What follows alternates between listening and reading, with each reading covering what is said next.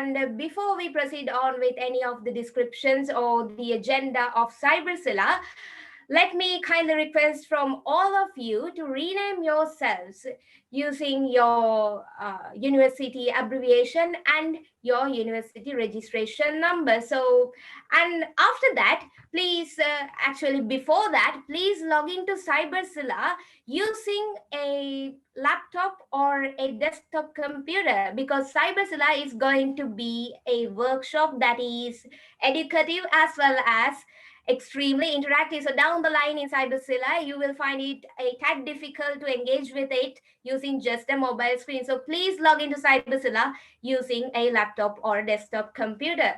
With that being said, let's see who are the main organizers of Cyberzilla. So Cyberzilla is organized by a collaboration of university clubs that have gotten together to make this a reality. So they are the FOSS community of Uvalasa University, Mozilla Campus Club of Uvalasa University, Women in FOSS community of Uvalasa University, Mozilla Campus Club of University of Mortua, FOSS community of University of Jaffna, FOSS community of MSBM, Mozilla Campus Club of ICBT, Mozilla Campus Club of Sleet, and Mozilla Campus Club of IIT. So all these clubs are partnering with a major resource provider, and that is a well-reputed and a prestigious IT company based in Sri Lanka. That is none other than the Ciscare IT Solutions. So kudos to Ciscare IT Solutions for helping us to make this a reality.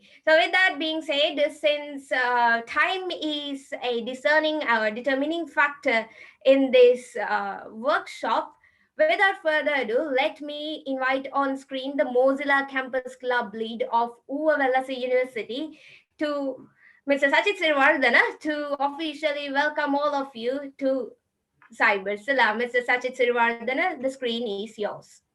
Thank you, Trividya. Guys, can you hear me right? Yes, you're perfectly audible. Good morning, everyone. I am really glad as a club lead of FOSS Community UW and Mozilla Campus Club UW to be a part of Cyberzilla, the cybersecurity workshop organized by FOSS Community UW, Cisco IT Solutions, Women in FOSS UW, Women in Mozilla Campus Club UW, Mora Mozilla Campus Club, Japura FOSS Community, Mozilla Campus Club Sleep, FOSS Community of NSBM, Mozilla Campus Club IIT, and Mozilla Campus Club ICBT. On behalf of communities, I would like to welcome guest speaker, Mr. Kushant Gunawardena, Director of IT Security Training and Appliances. Uh, Guest speaker, Ms.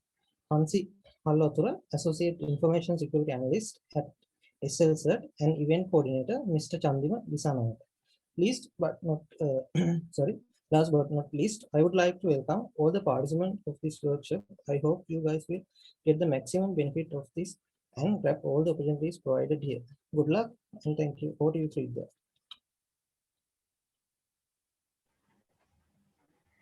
Thank you so much, Sachit. So today's workshop, Cyberzilla, is made up of a few sessions that are going to be information packed and concise with just the facts you need to know about cybersecurity, cloud computing, and cyber forensics. That will undoubtedly make your future IT careers more lucrative and your student careers more successful. So with that being said, now it is time to move on to the first item in our agenda, and that is a very interesting lecture or a session on cybersecurity in today's world, opportunities, and how to start and excel in cybersecurity. So this will be delivered to you by a very accomplished person who currently works as the director at IT security training and compliance.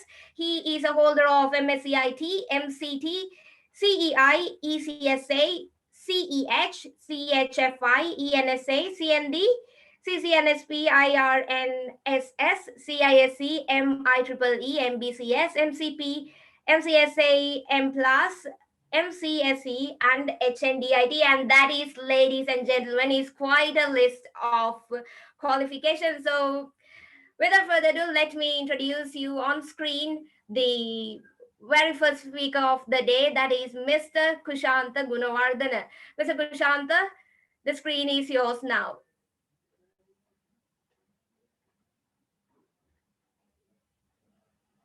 So do we have Mr. Kushanta with us? Yes, Trivindya. I'm Okay. just trying to share my screen. Yeah, it's still not letting me share the screen. Possibly organizers may have to just look into it. I'm not sure why my screen cannot be. Yes, Mr. Sachit will look Yeah, into what is wrong. thanks. Yes. So give me a second.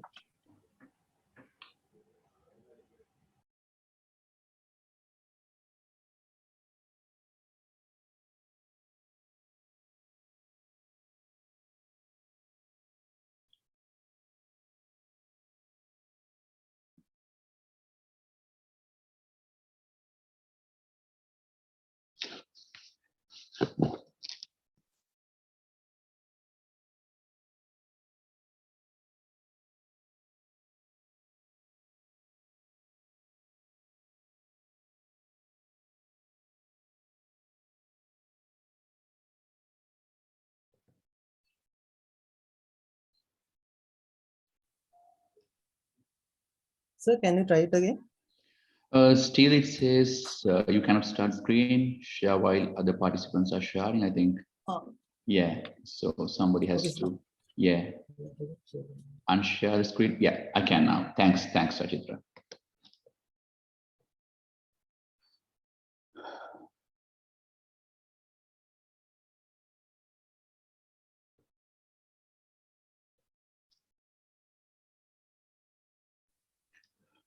Guys, you can select from view option, select Mr. Kushant Kumar Guna, share the screen. So you will see the screen. All right, guys. Good morning, ladies and gentlemen. And it's really a privilege to be with you today. And it's great honor as a Sri Lankan and coming with same background, started career, someone like you, right? And to give sort of a understanding about how cybersecurity, today's world opportunities and how to start and excel in cybersecurity. I believe most of you have sort of understanding about those concepts mainly, but I would like to just give you a brief because as I understood from Sachit and the organization committee, some of you have already following cybersecurity undergraduate programs or degrees, and some people are not directly connect with cybersecurity. Possibly you might be doing computer science or development tracks and different other stuff. So I'll take you through very quickly some of the areas of cybersecurity to understand, because these days cybersecurity has become more or less a marketing term, right? In universities, mainly private universities. I'm not highlighting any of those, right? But I used to be a visiting lecturer for many private universities, and I was working closely with a few other universities, state universities. Because of that, I know I have an understanding. Not that I know all about all of those, but I have an understanding about how the course curriculums and content work. And also, guys, you need to understand there are two types of education systems today. One is academic education, whereas other one is professional education. So academic education is what you are doing right now. So you're part of a university, you're following undergraduate program or possibly masters after this. So it's a systematic education to give you conceptual knowledge, but it doesn't mean you are ready to take up the opportunities uh, as soon as you receive your degrees. That is the main idea. Because of that, that's the reason you would have to go through industrial training or training after your degree. The idea is you are not ready to take up job opportunities or jobs just after your uni. It's not only in Sri Lanka, all other countries, many other countries, the situation is pretty much same. So that's why university is trying to incorporate some of the projects, mini projects during your degree program, right? So I hope you know who am I? I'm Kushanta, right? Introduced by Trivindya and others, right? So don't worry about those. Those are my, you know, certificates and professional stuff that I have to do. It's not that that I just want to show you, but that is extremely important when it to you know, professional background, when you're presenting yourself or you're applying somewhere, to have a professional set of qualification. The idea is academic qualification give you a knowledge, and in terms of conceptual and fundamental foundation understanding. But it doesn't mean, as I said earlier as well, it doesn't mean that you are ready to take a job, because it's not the current situation that you are learning there. But it's extremely important to understand the conceptual stuff, because the reason is you can apply this to anything, you know, context. But when it comes to professional education, that is unlike academic education. The professional education is limited to few days sometimes. So for example, certified ethical hacker program, it's 5-day training, only 5 days. So you must be wondering how within 5 days one can learn all these areas, because it's completely targeting on the job training. Not only certified ethical hacker, but also if you look at Microsoft, AWS, Google, so various professional training targeting you to prepare for the job, right? So then once you have that, the particular company certifying you as a person who can take up this job from the next day. So that is the idea. And also the professional training are sort of scheduled or planned or designed to have 50% of hands-on and 50% of concepts. So that is the idea. So then, which means in order to, as my, you know, the topic today, right? So in order to grab these opportunities, you need not only the conceptual knowledge, but also you have to be up to date with today's technology, trends, and other relevant areas for specific the job role that you're looking at. Right, with that, with this small introduction, let's go to our session today. So I'm planning, the time is now 20 minutes past 9 o'clock. So my session would be around 1 hour, and then about 15 minutes we will have sort of a question and answers. If you have any questions, please I think you can have the chat window here. Let me just, yeah, so you can ask questions, right? So whenever you have any, or you can contact organization committee. I'm not sure how this works here, because we usually use Microsoft Teams to deliver training, right? And you can ask questions. I think chat window must be open to you, right? So let's start the session. As I said, this would be one hour session, and sometimes we might go another 15 minutes, depending on the the speed, pace, and all that. All right. As I said, my assumption here is to this training is to your knowledge or my audience today. We have around, I think, over 200 people. So my assumption is you are coming from different backgrounds, and some people may have a proper understanding and knowledge about cybersecurity, whereas some other people, they will have experience and knowledge in some other area. So then it's my duty to give you sort of an understanding about what is cybersecurity. So let's start here with this. Now today's world, think about yourself, not about your companies or the university. So you are always connected to internet, whereas 15 years ago or 10 years ago, it's not the case. Now everybody is connected to internet, and everything connected with internet. So if you look at your phone, for an example, that is connected to internet too. I think almost everyone you are using a smartphone. It can be Apple, Android, whatever the operating system that you have, you are using a smartphone. And when you have smartphone, in order to be smart, it has to be connected to internet, because you are using apps.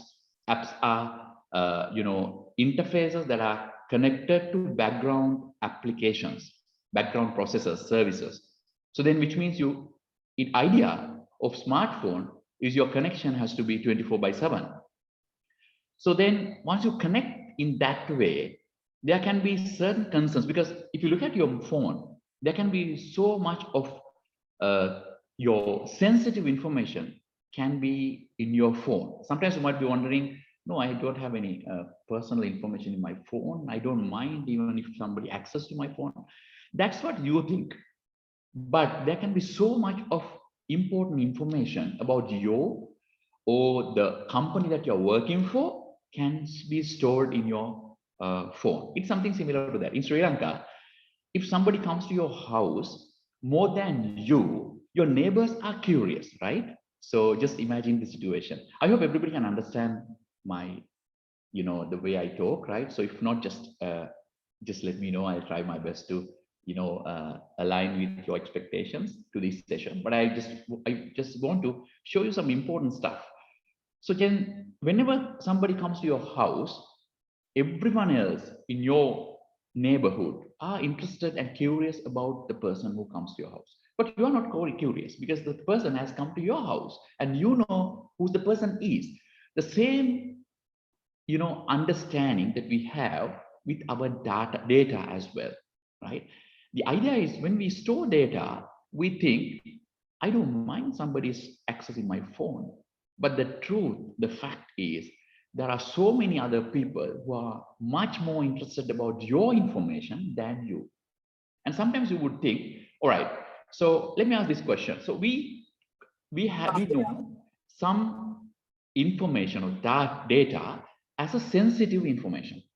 So what are sensitive information? If I ask you a question, what do you mean by sensitive information? So if I ask you to come up with 3 sensitive information, you must be, I don't ask this question because we have more than 200 participants today.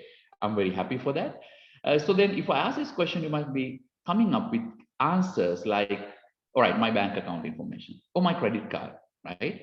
Or always that goes with monetary or money or cash. But even if somebody steals your credit card, the maximum damage that you can get is the credit limit of your credit card. Or if somebody get your bank information, the maximum damage would be the amount that you have in your bank. Let's say you have 50,000 in your bank account. Usually it's not for university students, right? I know that as well because I used to be one of you as well, right? So then the maximum damage would be that.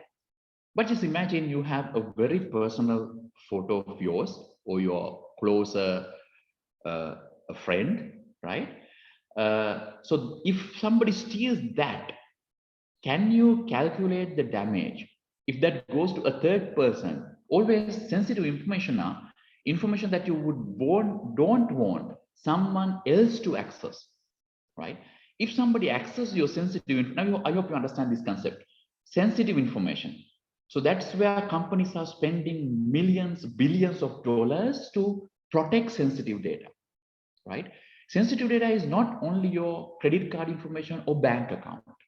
It can be anything. Your movements can be sensitive as well.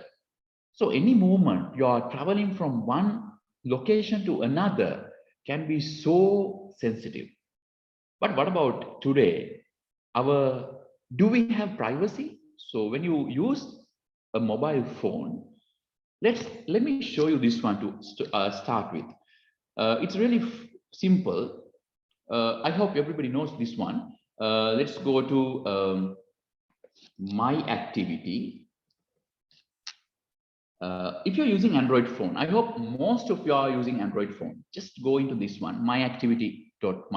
Just log in using your phone, your email address or Gmail. If you go to Google Activities, and if I go to location activity,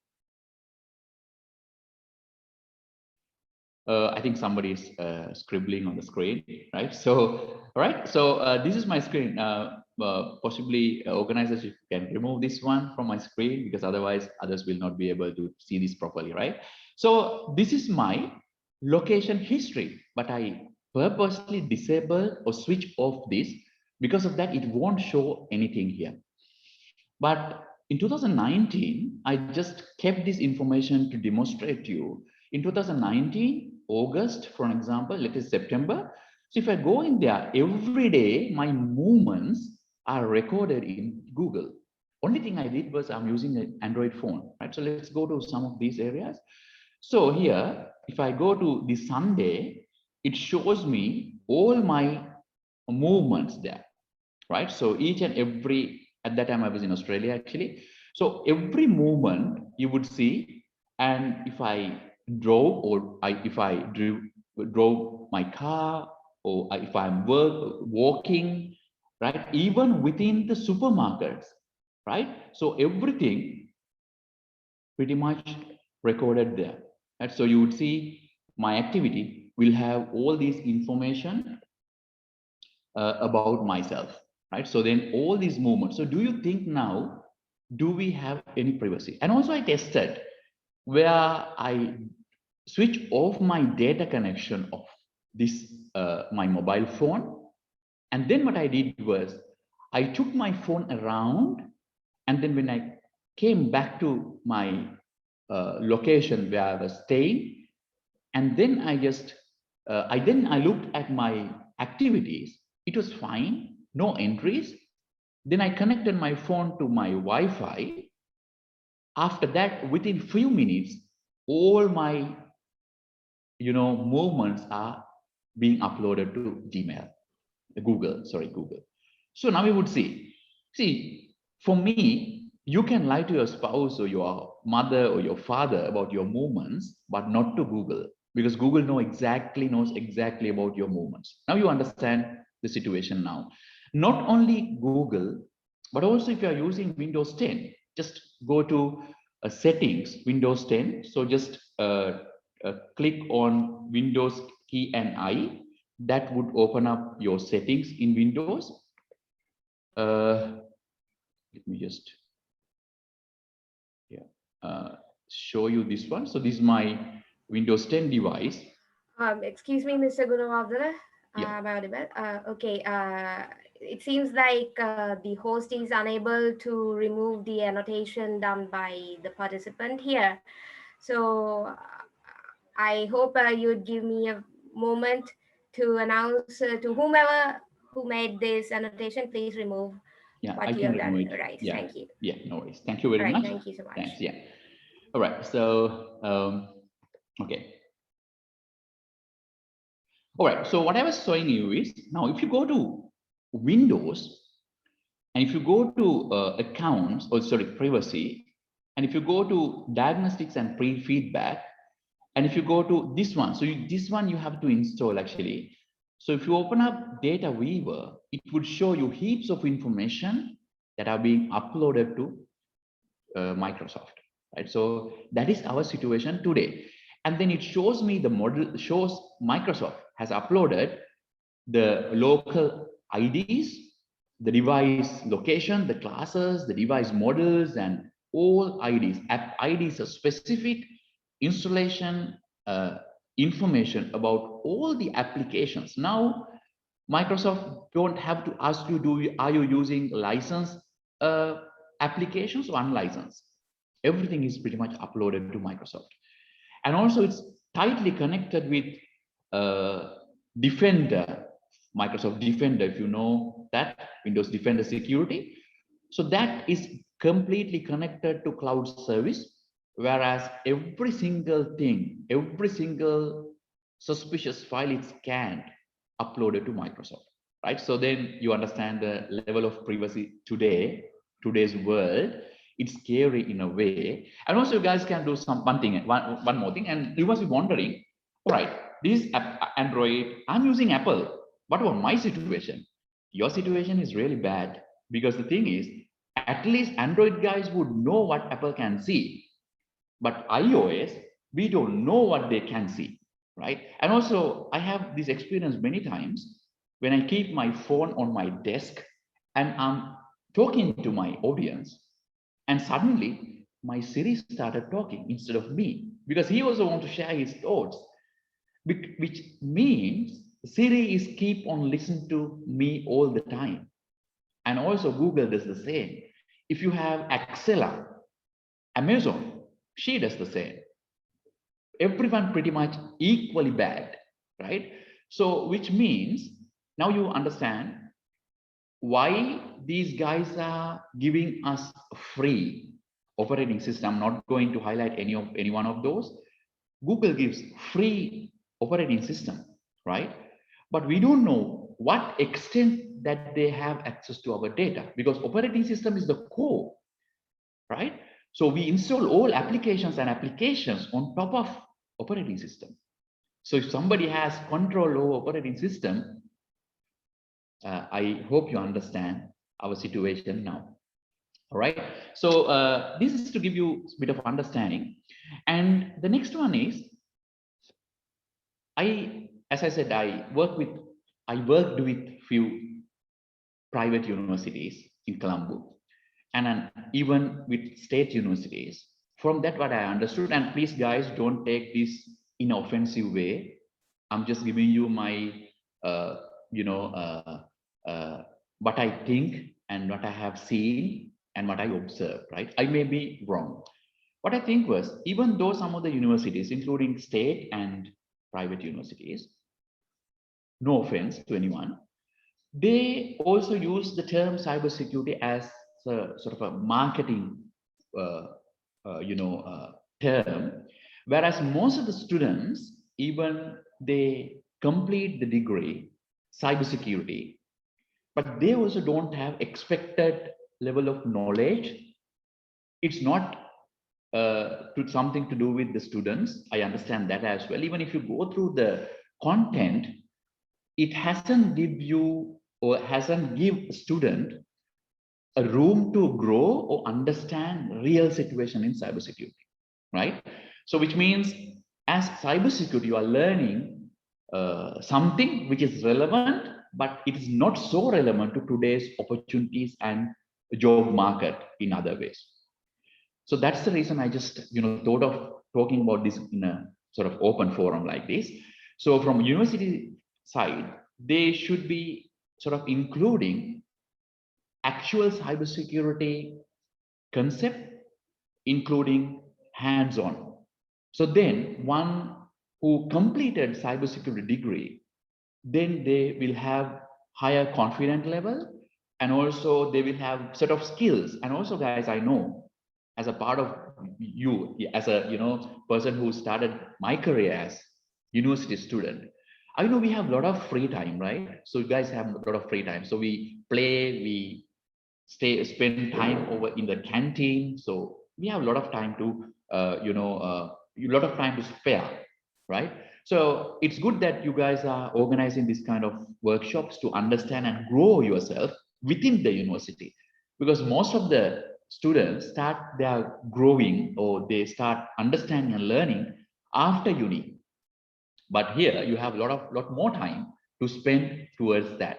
So then my suggestion to universities is, if they incorporate a practical or real situations during your curriculum, then you can spend the valuable time that you have within the university for a good course, right? So then something like professional training can help for you to grow within this rule, right? So that's what my suggestion. All right. So then why I'm telling you this, because I have done some interviews with the people who said that they have degree in cybersecurity. They have completed, and good people and good students, and nothing to do with their attitudes or anything, but the expected level of knowledge to work or take up the work with a company who does real cybersecurity, they are lacking a bit more levels. So then they have to start filling up these layers after completing their degree and as an intern. So that would take another 2-3 years that would have been completed within your degree time, right? So let's look at those, and I will just quickly explain about real what is security very quickly. So then you will understand a little bit more. The idea is, if I ask you what is security, you guys come up with different ideas, different suggestions, or different answers. Just cybersecurity, just think about this way. So cybersecurity is not something way different than our day-to-day life. Actually, cybersecurity is something everybody has to learn. Every single one, including you, teachers, servicemen like police, our forces, and also the parents. They also should be learning cybersecurity, because it has become your life now. Everybody's using a mobile phone and device or connected to internet, performing bank transactions, ordering items online.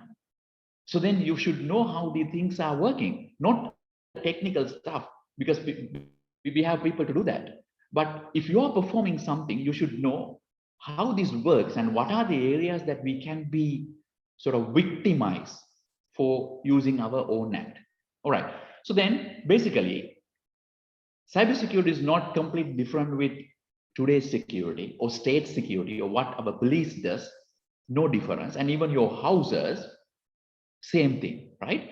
So then there are 6 elements. Quickly, I will take you through, because I'm not planning to do any conceptual or any training today, but I just want to give you an understanding of security. And then I want to take you through a real situation to show you how our day-to-day life and also the services that we offer are so much vulnerable today, right? So that's what I just want to show you. And I just want to show you how offensive security work and how defensive security work, and of course forensics. And you have a very good speaker today towards end of this session or the third workshop, Miss Vihanga. She will show you a real information about forensic investigation today. I'm not going to touch because of that area, but I will brief you very quickly the real situation in cybersecurity after this. So what is security? In your universities, you have security guards, what they do. And if you look at police, what they do. And usually what you see is the guys are just standing and waiting, right? So whenever you enter to university, these guys are usually say good morning, or sometimes they just open the gates for the cars. That's what they do, right? Why we keep security? We can hire a gatekeeper, right, to do that. And if you look at various security professionals or personals, they just stand and waiting, right? Even military. And you would see that they say that they provide security, but the guys are just standing and talking to each other, sometimes just focusing on something. We don't know what they're doing, what actually these guys are doing. And sometimes we install firewalls, and people think installing firewall is security. What it does. And in our houses, just imagine your houses, guys. So you have a wall around the house. If somebody asks why we have a wall, they say that is for security, right? And also we lock the gate. And sometimes your parents might be wondering and scolding you, just lock the gate, guys, because somebody, there is no security if you haven't locked the gate. And how come when you lock the gate, how come you get the security? Nothing different in cybersecurity as well. So there we'll be talking about very important 3 elements, or without these elements, we can't talk about security, known as confidentiality, integrity, and availability. CIA, confidentiality, integrity, availability. I will take you through very, very quickly without spending few minutes, about 2-3 minutes, to give you an understanding. Then we'll move to the real one. So then again, we have two more elements. So these are the 3 main elements. Apart from that, there is another 2 known as authentication and then non-repudiation. So CIA, meaning C is confidentiality, right? So in Sinhalese, we say rahasyabhavya, right? Confidentiality. So when somebody asks, what do you expect from security? Mostly confidentiality. We need to have something confidential. So how are we going to provide confidentiality? So that is also not very new thing. This was there from King's era. If somebody is coming from Ruhunurata to Pihiti, you have to have pass space, Murapadaya. Otherwise, you will not be able to allow from Ruhunu to Pihiti. right? So that is King's era, not only Sri Lanka, but also Greek, everywhere. So it was there. So that is how they maintain the confidentiality. So in our systems, we have two concepts known as username and password. Username and the password. So these are the very, very basic method of making sure the confidentiality. But guys, remember, just by username and password, we can't prevent total confidentiality. So username is our identification. Because I can say I'm Kushanta, Sachit can say I'm Sachit, and Trividya can say I'm Trividya. But someone else also can say I'm Kushanta, right? So they can pretend, they can impersonate. I hope you guys know about it, especially the cybersecurity guys. So that is identification.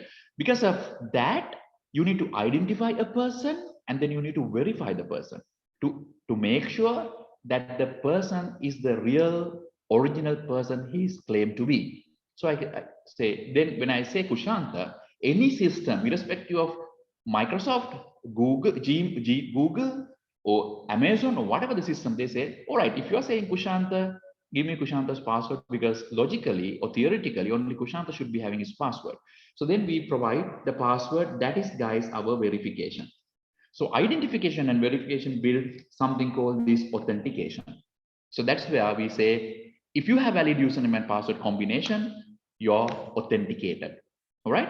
And then from that, we provide basic level of confidentiality, but there are so many other layers has to be involved. For an example, let's say you are authenticated. And once authenticated, authentication doesn't mean you have access to all the services. So you need to provide need to know basis, also known as a least permission. Only to perform your job, you need to have a least permission. That is provided by authorization. That's how senior people will have more access, junior work role will have lesser access. That is the confidential, the authorization. So that is how we build basic level of confidentiality.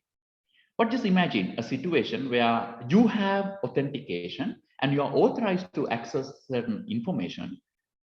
Then you downloaded it to your mobile phone or your device, and somebody has stolen your phone or somebody has stolen your device. So then, which means they can bypass all the layers, which means no authentication, no authorization, but still they can access the data. How? Because they have stolen the device and device had the information. So then again, this security concept is broken, right? So integrity again is known as trustworthiness of data. So which means if you're storing data, it has to be only acquired by the authorized people, not everyone. And then availability is making sure the services and the data is available for legitimate users as and when required. So this is confidentiality, integrity, availability. And then this is what all our security people does. That is what your wall does. How? Preventing unauthorized access. So you have a wall around your house that prevents unauthorized access. That also marks your area. If you don't have a wall, anybody can come in. But when you have your wall and locked, nobody can come in, because that is the authorization. Only authorized people will come in. And in your university, you have guards, security guards. They will check for the identities. Or if they know you in person, they will not look for identities. But for others, they will not be able to access the university premises unless they provide their authentication, right? So that's what security does. And also, guys, the most important thing is, if you look at attack part of it, all the attackers, they will be targeting these elements. For an example, password cracking attacks, brute forcing, dictionary attacks are targeting your authentication function. So they target authentication. Those are authentication related attacks. And you have heard about denial of service, DDoS attacks. DDoS attacks. So if I show you one more example, if you go to this website, the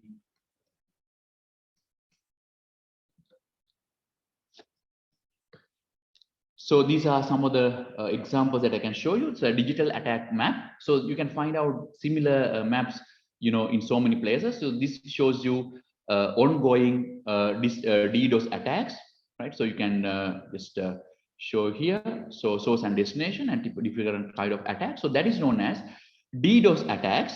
So distributed denial of service attacks are targeting availability function, and session hijacking kind of attacks targeting integrity. Confidentiality, crypto analysis kind of attacks targeting confidentiality. So now you understand that is, guys, known as information warfare. Information warfare. The idea is white collars or security professionals, someone like you in the future. So what you're trying to do is protect your data, protect your services against attack. For that, our cybersecurity people should be equipped with the knowledge and the technologies to improve and protect your data and services. That is what the defensive security does. And at the same time, there are a set of bad guys or black hats or intruders. They are trying to break the system. They will also spend their time and they also gain knowledge and develop tools to break the system. That is the other side of the coin. So then these guys are trying to, attack against themselves, right? At black hats and white hats, so security professionals and intruders. That is known as information warfare. So whether we like it or not, by doing a cyber security, what we are trying to do is protecting our services and data against these known and unknown attacks. So now you understand the gravity of it. So then let's discuss in next half an hour or so. I will take you through real, or I think about 45 minutes. I will take you through a real scenario to show you how the attacks work, because we know that every day now. Vihanga would give you more information during her session.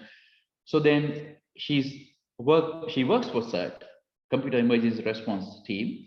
So then they get all the information about various attacks in Sri Lanka, mainly government, the websites, services, and all that. So you must be wondering how much attacks are happening each and every month. So that gives you, in a way, requirement for real security professionals. And even recently, I had a discussion with, a director of cybersecurity (CID) in Sri Lanka Police, and they have started separate unit as a cybersecurity, and they are now planning to recruit people not only within police but also outside. So people like you will have more opportunities in the future. And because Sri Lankan government would want to build a system, something similar to United States of America or Russia, Israeli, they have a separate state-sponsored unit to equip with latest tools and technologies and the knowledge to protect our country in terms of cybersecurity, and also provide assistance to other attacks. So because of that, you will have a lot of opportunities. Let's talk about this after this, a small quiz that your organization committee would want to have. And Siskia, they are trying to offer you, range of benefits, discount as a part of this session. I'm not I'm not completely aware of all the, offers that they provide. And I think that is something they get together with organizing committee, and they want to give you sort of a quiz. And then once you, the people who score with higher scores with the quiz, organizing committee along with Siskia will announce what are the benefits that they can offer. So allow me, guys, the time is 50 minutes past 9 o'clock. So I'm going to hand over this session to organization committee for 5-10 minutes, and then I'll continue to the next. Thanks, everyone. So over to you, dear organizing committee. Okay, thank you so much, Mr. Kushanta Guravardhan. So, guys, we are now moving on to the quiz. So, before we move on to this quiz session, I would like to kindly remind all of you again to rename yourselves according to your university abbreviation and then your registration number, because the winners of this quiz will be awarded with valuable courses from the Cisco Solutions. Just give me a moment, please.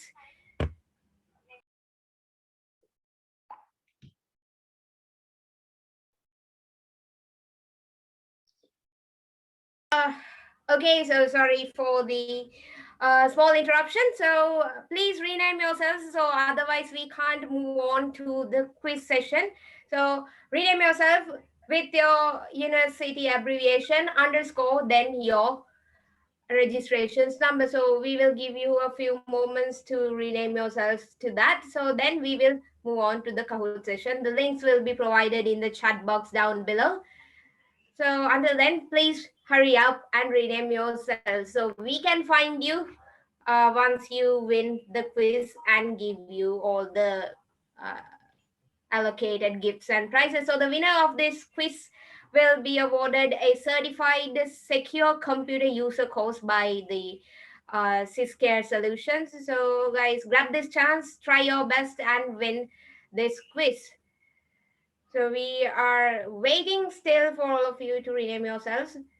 Rename yourselves according to your the abbreviation of your university and then proceeded by the registration number of each of you.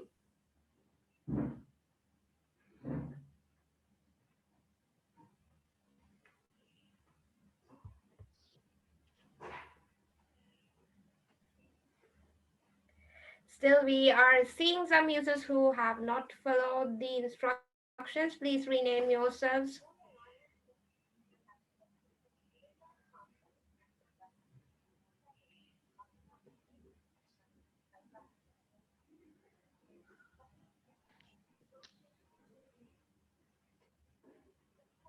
Okay, since the time is going on, the clock is ticking, so I hereby invite Mr. Sachit Sirivardhana to take on the quiz session. So, all right, guys, there is a message from Mr. Sachit Sirivardhana down in the chat box. He has forwarded he has forwarded the format of how you should rename yourself. So rename yourselves according to the given instructions down below in the chat box. He has provided an example as well. So if you are from the Sri Lanka Institute of Information Technology, rename yourself as SLIIT underscore your registration number. And if you are a student from the UOLS University, rename yourself as UWU underscore your registration number. And then if you are a student from IIT, rename yourself with IIT underscore your registration number. And then again, finally, if you are a student of the NSBM, rename yourself with NSBM underscore your registration number. Guys, hurry up because the time is valuable, something that we don't have much of. So please hurry up and rename yourselves, otherwise we can't proceed on to the competition. And once you have logged into the Kahoot session as well, use the same name to rename yourselves in the Kahoot website as well.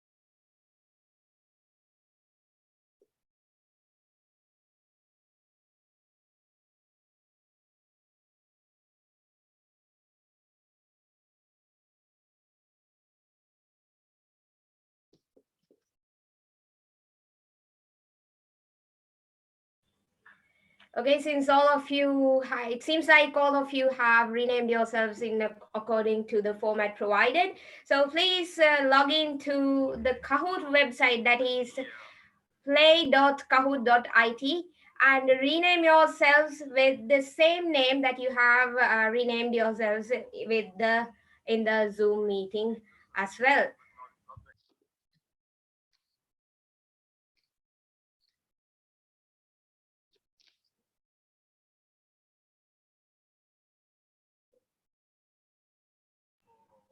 Unfortunately, it seems like people are quite reluctant to follow the instructions. There are a few names that do not follow our instructions. So please kindly rename yourselves according to the same name that you have provided in the Zoom meeting as well.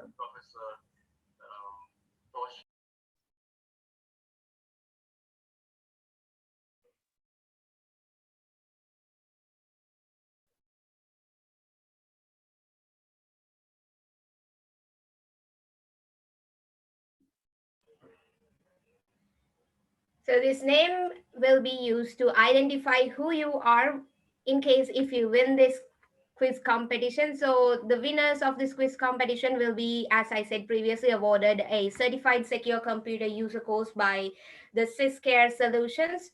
So that is so generous of Syscare IT Solutions. So to give you all your gifts, we need to identify who you are. So that's why we are asking you to rename yourselves according to the given format. So please rename yourselves according to the given format. Otherwise, you will not be given the gifts and the coupons that we have ready for you.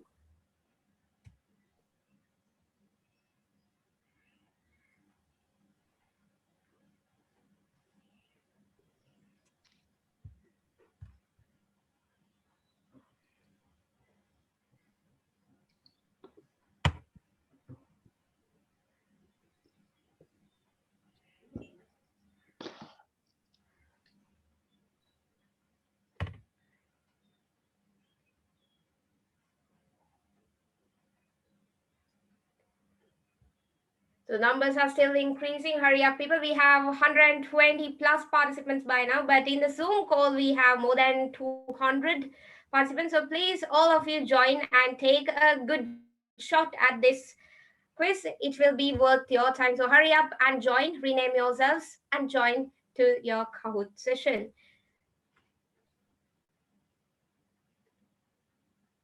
We will be giving you a few more minutes to all of you to join, and then we will be proceeding on with the quiz.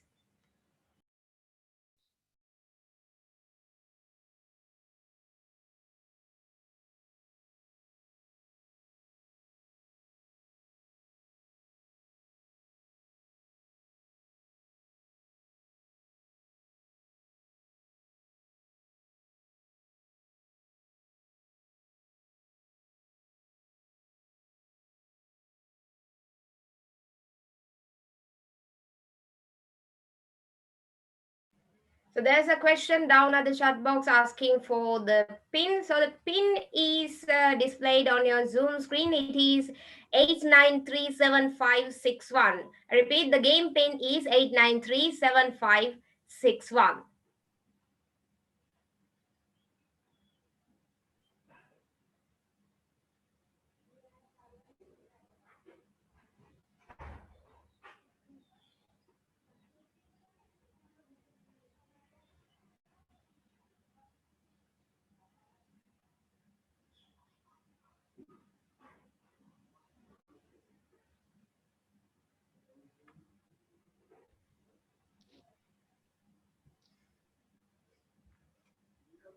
So still, it seems like people are joining without using the name format. Please, as we said multiple times previously, rename yourselves with the same name you used to rename your Zoom meeting. So hurry up and join. Otherwise, we will have lesser time to proceed on with our workshop.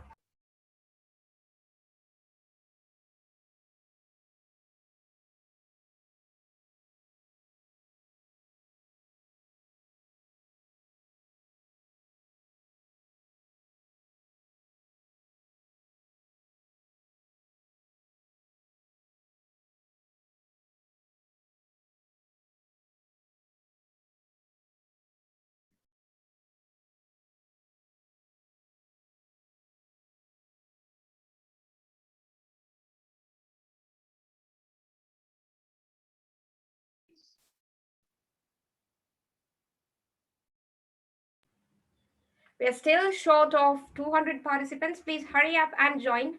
So once we hit 200, we will start the quiz session.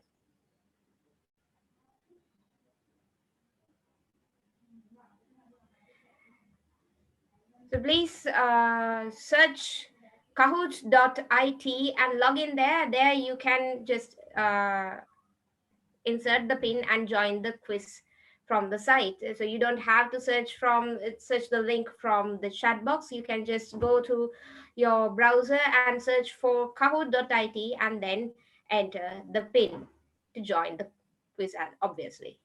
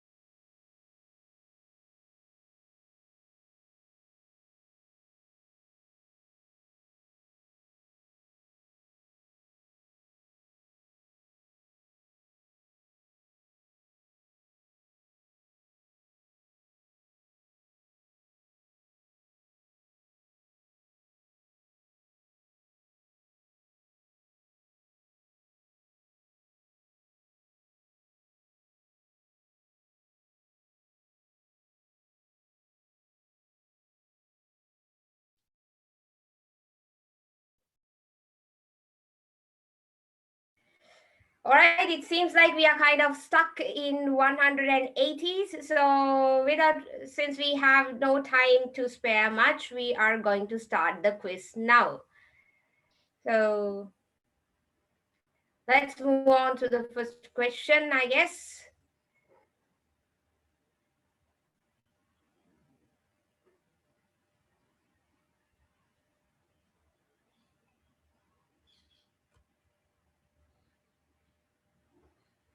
Denial of service occurs when? So the answers are: legitimate users are denied access to resources, illegitimate users are prevented from using resources, ISPs notify a downtime to users, an organization denies access to certain sites. So what is the correct answer?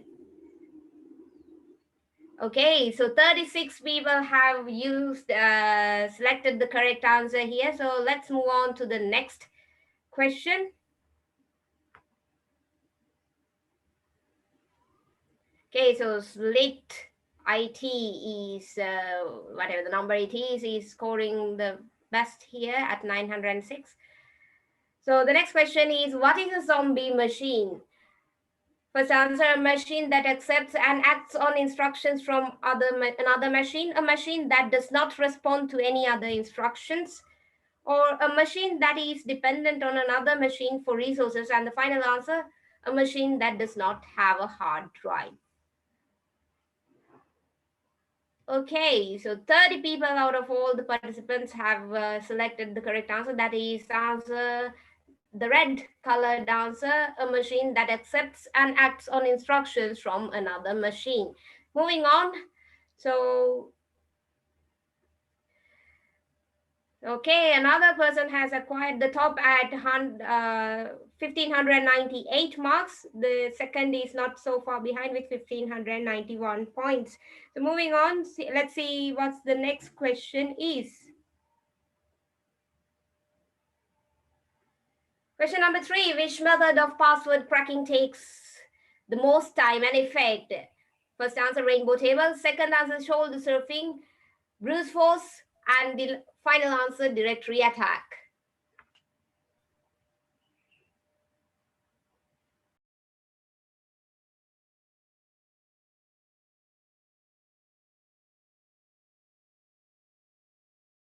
Right, so 67 has given the correct answer. That is the answer number 3, brute force, answer in the yellow color. So let's move on to the next question. So, okay, the points table is varying so much at the moment. So on top is someone from Slate at 2,398 marks. So moving on. Okay, the next question: an attempt to make a computer resource unavailable to its intended users is called. First answer: denial of service attack. Second: virus attack. Third: worms attack. Fourth: botnet process.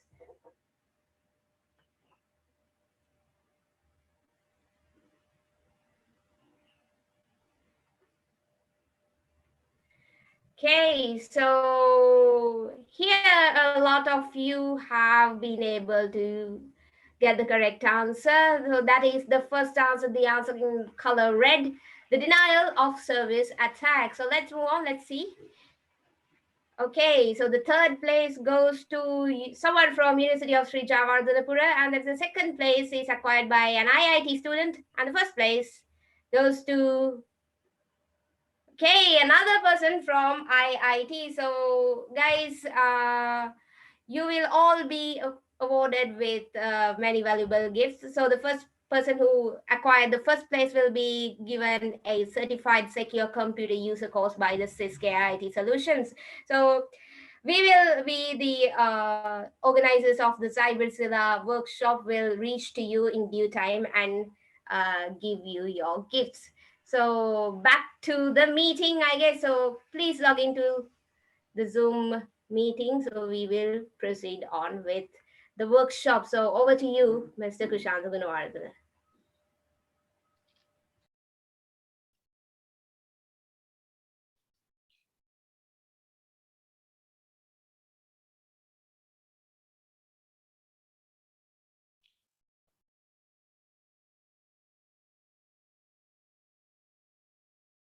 Yeah, thanks, Vidya. I think you can hear me, right? You can hear me. Yes, sir, you're perfectly yeah. audible. All right, no worries. Thank you very much. And it was really exciting, I guess. And there was one small change I just noticed. It was not brute force. It should be brute force. But I hope everybody knows about it. I think it's a small mistake or typo error, right? So it should be brute forcing. Brute force is trying all possibilities. That is one of the attacks conducted by various attackers. They would use all possibilities, so then password should be broken any level, right? So it's any password can be broken if you use brute force. Only thing is time complexity or the time, right? So with that, let's talk about the next one. I'm just as I said, I'm going to take a real scenario today because web attacks are very famous these days. Now, when it comes to host a website, we will be using different layers, right? And also remember, security is not a single time implementation, which means security is not something that we do now and just wash our hands. It's not like that. That's why most of the security implementations are failing today, right? So it has to be maintained properly. So once you implement that, it doesn't mean our work is over, but it has to be properly monitored, maintained, and also not only that, we need to look at even intelligence, which means anticipated attacks in the future. We need to protect our system from the recurrent attacks. And also when it comes to attacks, there are multiple phases. I'm sure that you are aware of this. So there are mainly three areas. One is pre-attack, attack, and post-attack. So pre-attack, attackers would try to understand the information about the target, pulling out, information as much as possible of the attack, because that can be used to launch again attacks, right? And then once attackers attack the system, they would try to maintain it, because the next time they would not want to invest their time and money to obtain again target or access a target. And then the post-attack phase, pretty much removing their artifacts, their footprints, which can be useful or can be used during forensic investigation, that will be covered at a latter part of this workshop, right? So that is the three phases. Now, whenever we build a website, so it has so many components involved. So if you look at a website, let's say this is our system and we want to host a website called sample.com, right? So when we host a website, there are multiple components involved. One is the network connectivity. So we need a network and it has to have internet connectivity. So which means your system has to be connected to internet. So then you would need a public IP to host your website, right? And then this system should need an operating system. It can be Linux or Windows or whatever the operating system. And on top of that, to become a web server, it should be having a web service running. So it can be IIS if it is Windows, Apache, or it can be Nginx. So web service running. And then mostly we use today's word content management system, CMS. So it can be open source like Joomla, WordPress, or there are commercial content management systems, or you can develop in-house content management system. The idea is whenever you have content management system, you have a front end, which will be seen by our visitors to the website, and the back end will be the portal that are accessed by internal people to manage the website quite easily.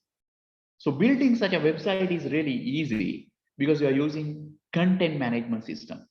And then on top of that, we will be using a lot of plugins and extensions to make it more functioning or functionality.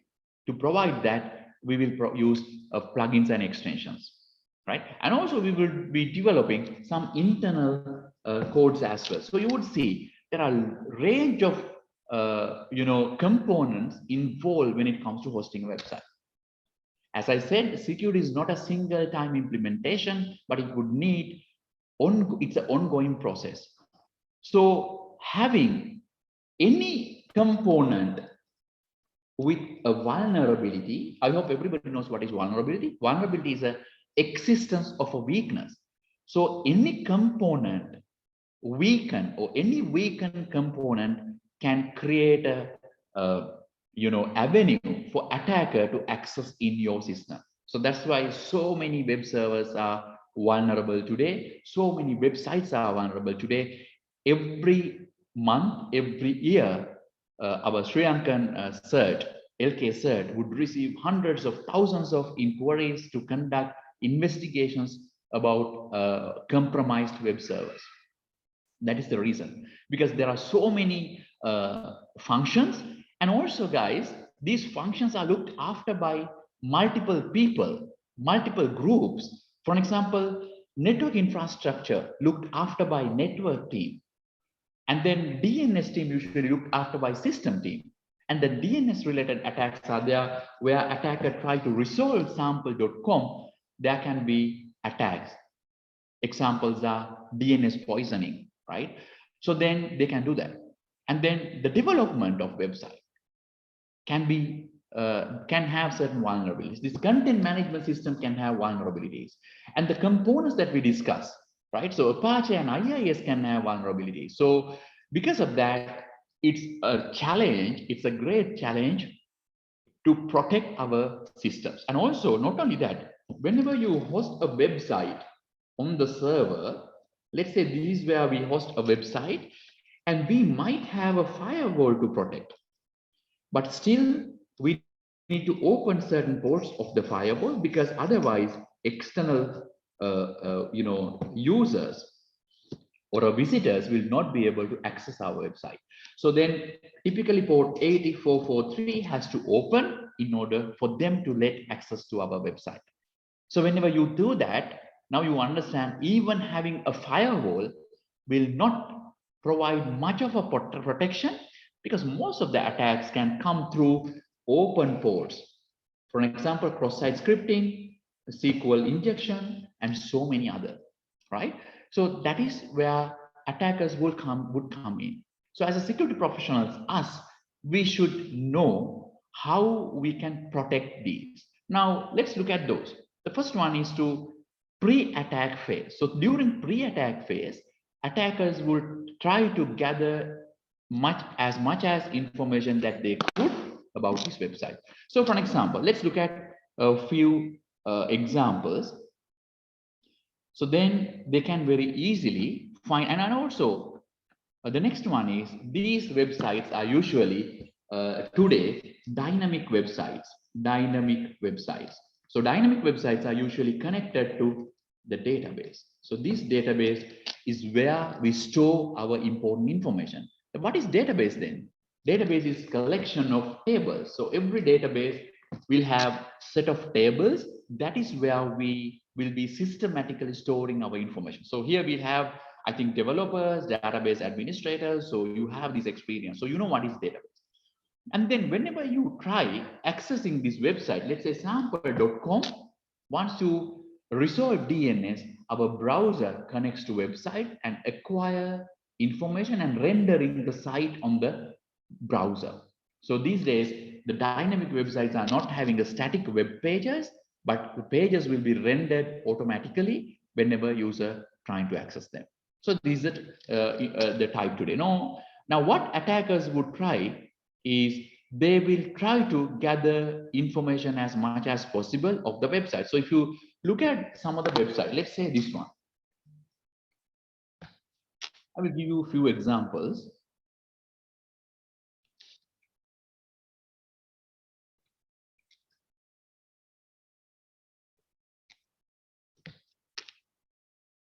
So those are some of the websites, right? So these websites are Sri Lankan website. Don't worry much about the URL. I just took them, right? So or just to some websites that I can just demonstrate you, right? Without because accessing unauthorized access to a website is a crime, right? So you can't or unauthorized access in the sense unauthorized access to or testing without consent is it's illegal, right? So because of that, I'm using a few websites to show you this example. So these are some of the websites. And then whenever attackers access, they can go ahead and see if they just right click and go to if attackers would want to access, if they go to show source, they would see the page source of the website, right? So from that they can understand some information. For example, what type of tools that they use to develop these websites. So those information can be obtained if they look at a website or the content. And also there are certain websites like this. Attackers would try to use this kind of website, like let's say what's my CMS. Sorry. So then using this one, this is actually DNS. What's my CMS? What's CMS?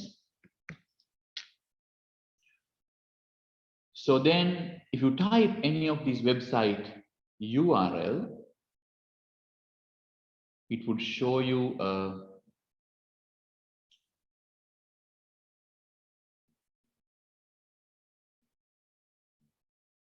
the CMS, content management system. So if you know this information, so here you would see very easily we can understand what CMS that they use: WordPress, PHP, MySQL, Apache, other information. So web service Apache, database is MySQL, and then programming language is PHP, and they use content management system version is 3.8.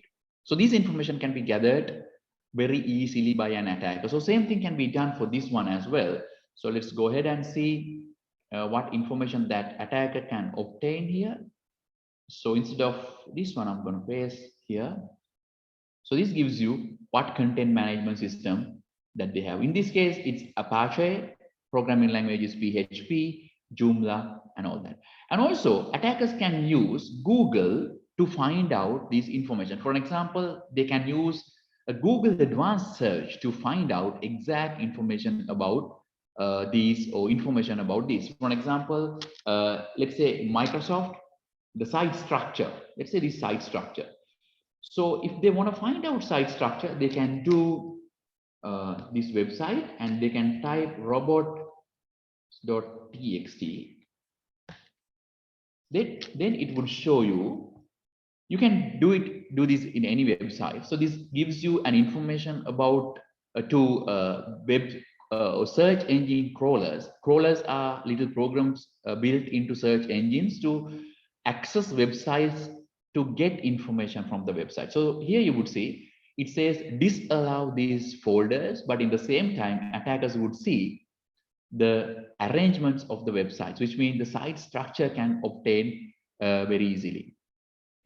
And also, if you look at the websites, so they can just communicate with the website if it is dynamic website. So I will show you one example.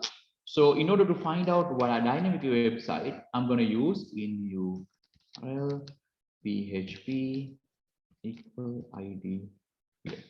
So from that I can gather, I can get a dynamic website. So as you see here, guys, if you focus on the URL, it gives you this information: ID equals 6. For example, if I do a change, if I change it 7, it takes me to another website. So in that way, I can communicate with different by just entering different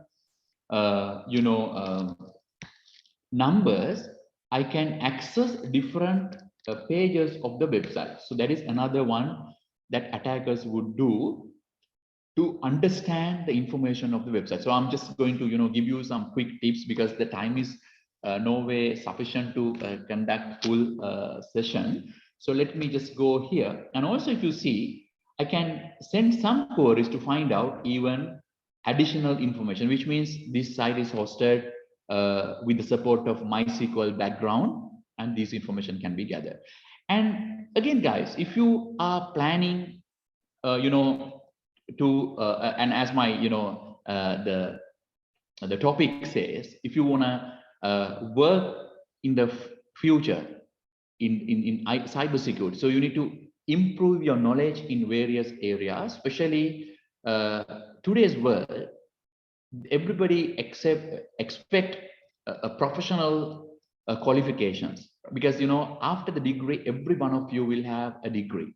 So either you are from IIT, University of Uber, SLIIT, so everywhere. So you will obtain your degree after completion of your program. But if somebody gets a professional qualification on top of that, that proves that this guy has foundation or fundamental knowledge or the conceptual knowledge, plus this guy can directly work with the organization or a company, because he is aware of latest trends. So let me just show you one more thing very quickly. Let's go to one of the here. Let me open up this one. Right, it's a Kali Linux. Possibly you would know. Most of the penetration testers use Kali Linux, and also attackers also would use a Kali Linux for different kind of testing. Right, so I'm going to just quickly show you this one. But if you are interested, this is one of the areas that you can start your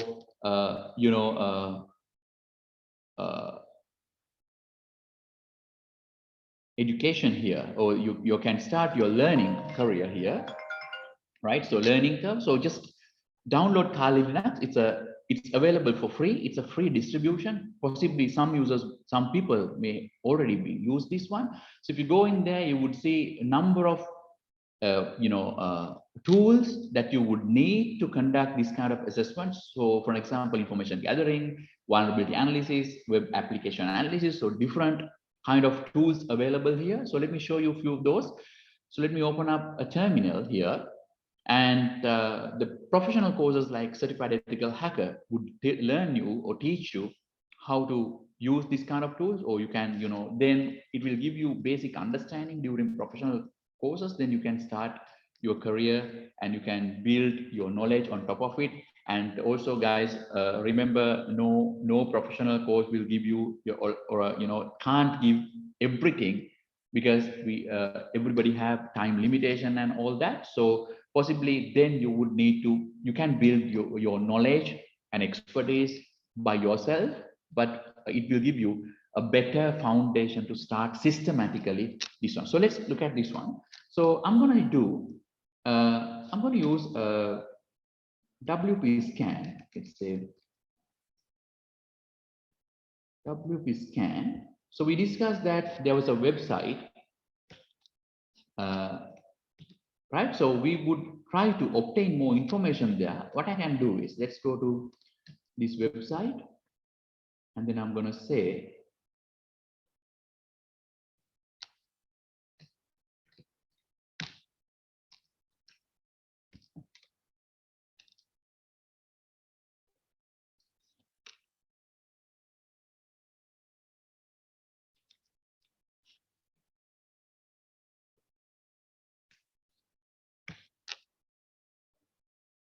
yeah, it's let me just say no. So then attackers can get more information once they know that the site is being built using WordPress. So then they can use something like WP scan, and there are different tools for different scopes. So for example, Joomla, we have Joom scan. So once you scan using this one, attacker or a professional can understand what are the vulnerabilities there. For example, what I'm trying to do is I'm trying to obtain a user enumeration, which means I'm going to obtain use a list of this website or authenticate users, and also it shows you this has these entry points, which means it uses WordPress admin, where attackers can try to log into that one. So here it will be fingerprinting, and then it would obtain a set of users if you go ahead and there. So there are a few other tools as well you can use. So this is the sort of a newer version of Kali.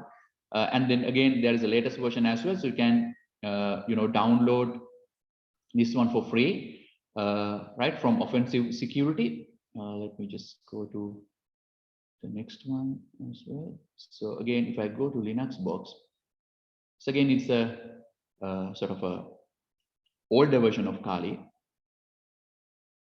Right, so let me just, I'll do the same here as well. I'm going to use,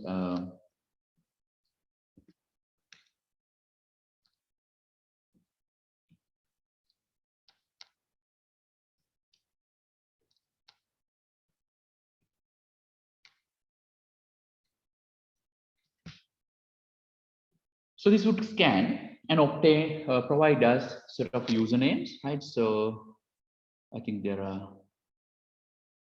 I think accidentally some people have scribbled on the screen.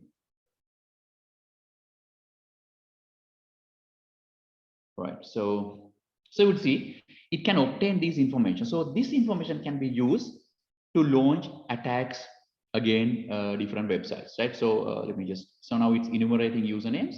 So once enumeration is completed,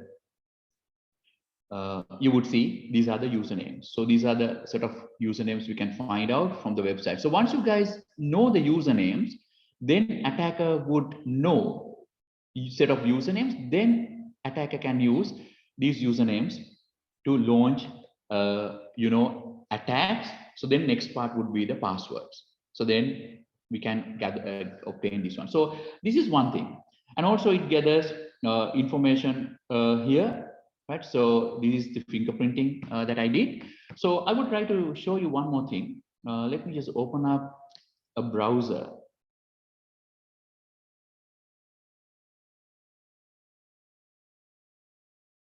I'm going to use here again to find out another website. So I hope you understand up to some extent.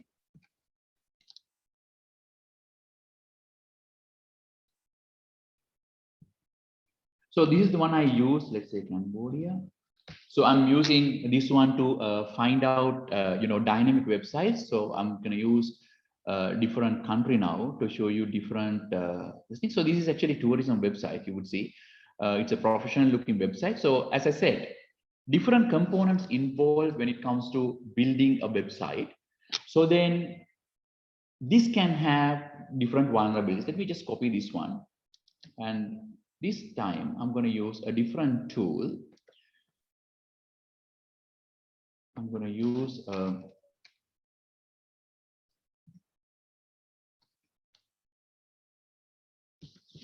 I'm going to paste the URL here, and then I'm going to say DBS. So then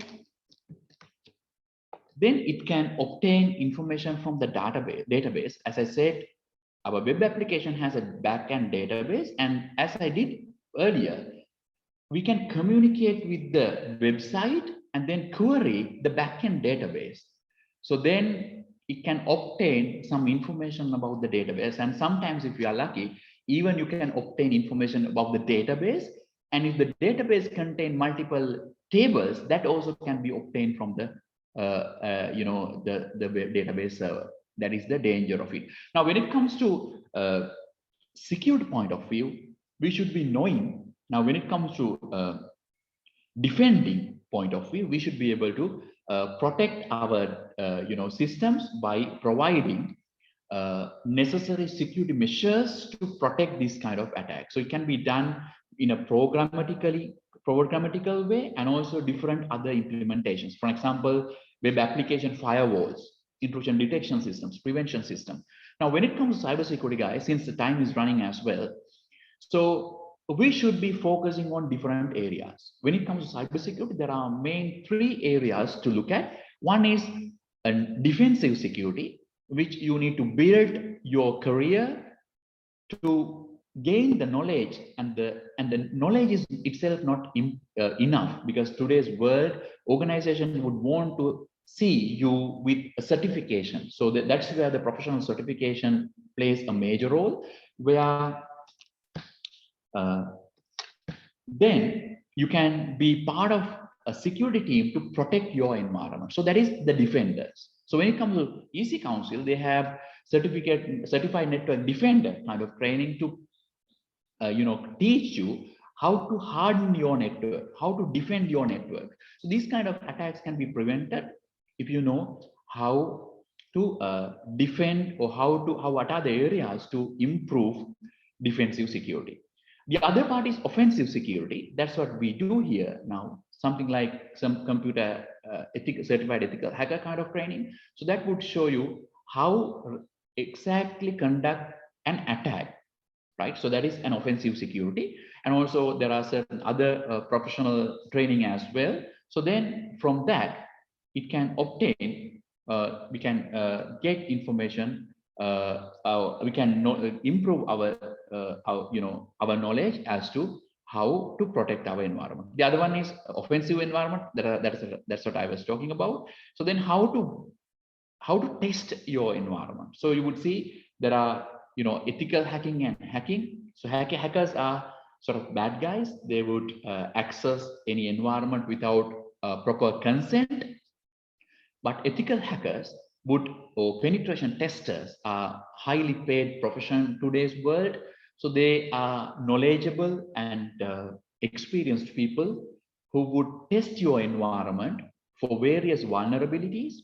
And then and also not only this, there are so many open and commercial products are there.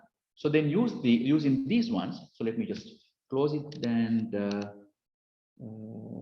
skip current test. So we don't want to do that.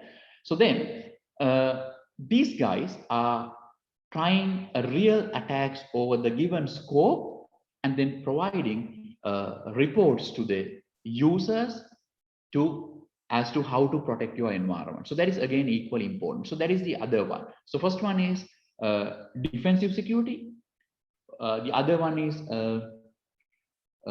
offensive security. And also we discuss offensive security, defensive security, and forensics. Forensics are, even if you protect our environment, even if we protect our environment, even if you harden our environment, but still there are situations where attackers would access. Those are known as incident.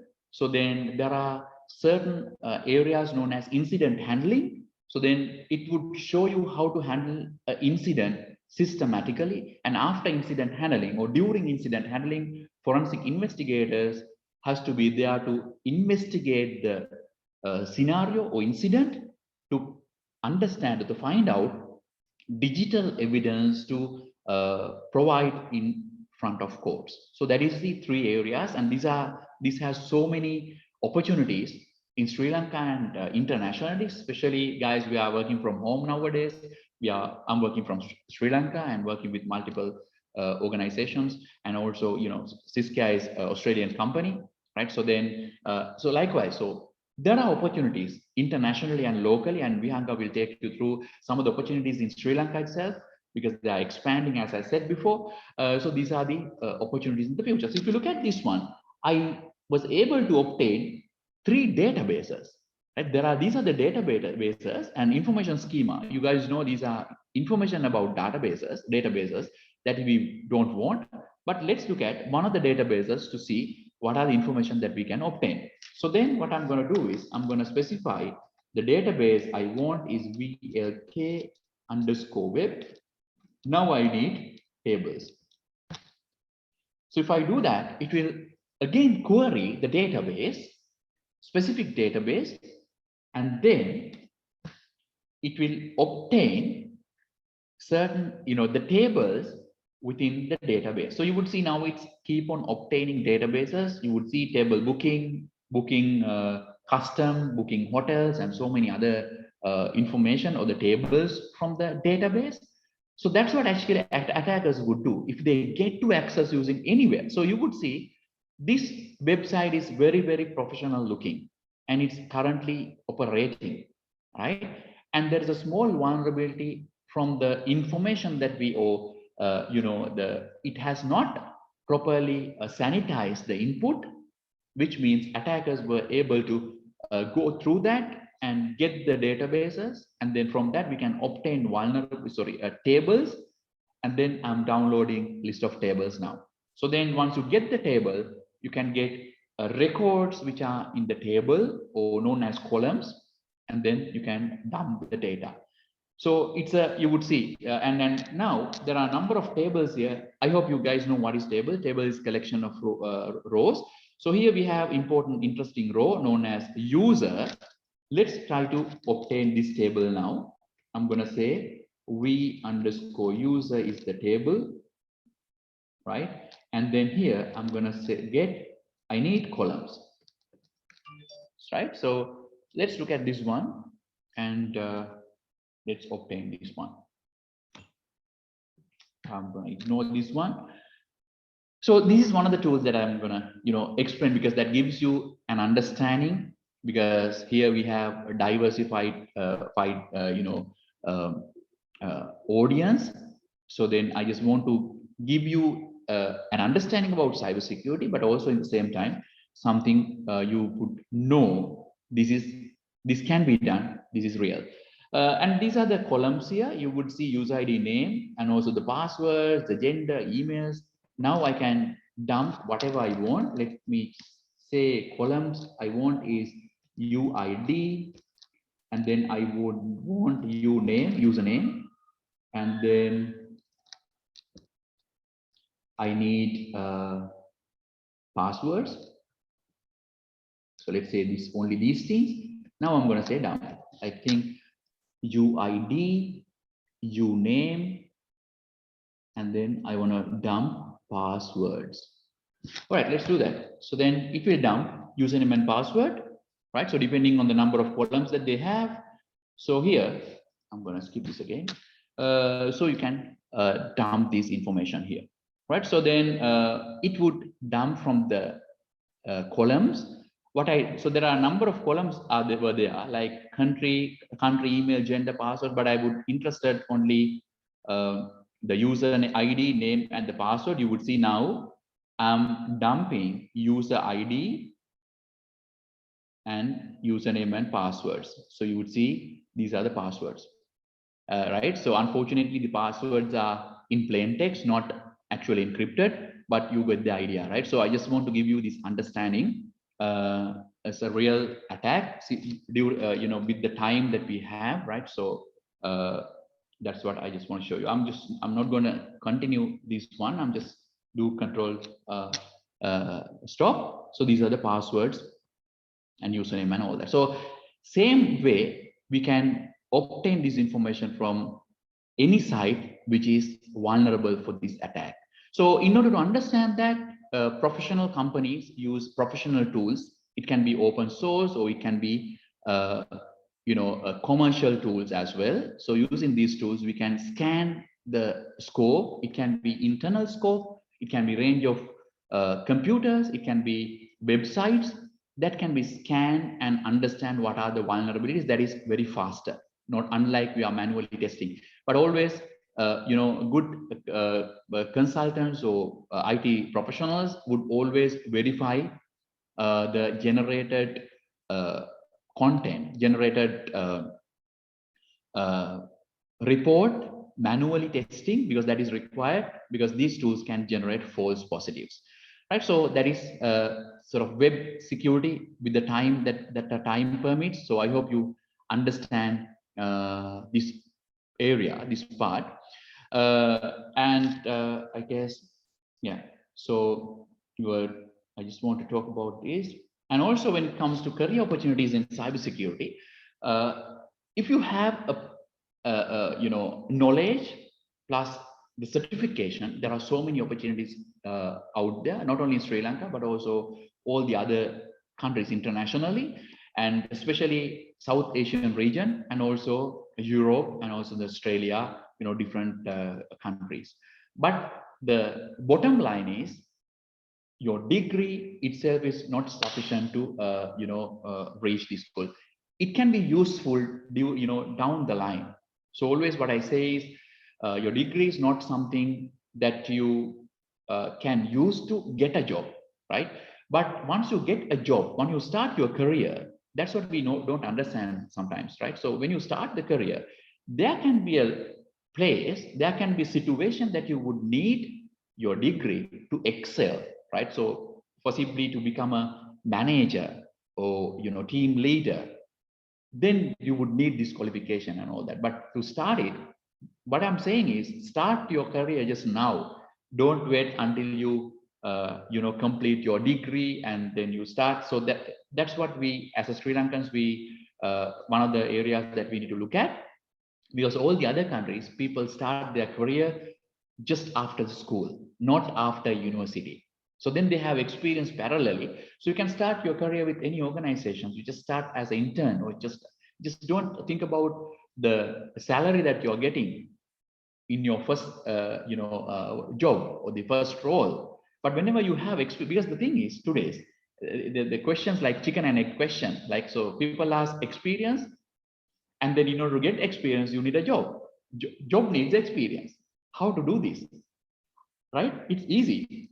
You need to start this your job or the career along with your degree, because what we do today is, we are because our mindset is that, so we need to complete O level to do A levels, and then you need to complete the A level to start the campus, and you need to complete the campus to get the job.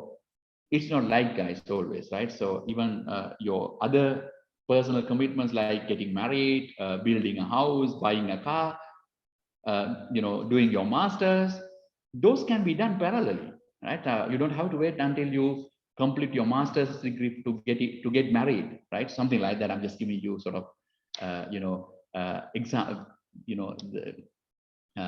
Example. I'm just right. So, but we need to start everything parallel. In other words, you can start your professional education while you are in the uni, because that is the best time, because you have time now. Once you complete your university, and then once you start your career, possibly you will not have time to start your professional education. So then you need to start it now, and then once you have that, you are in a better position in the future. So then I think I'm not going to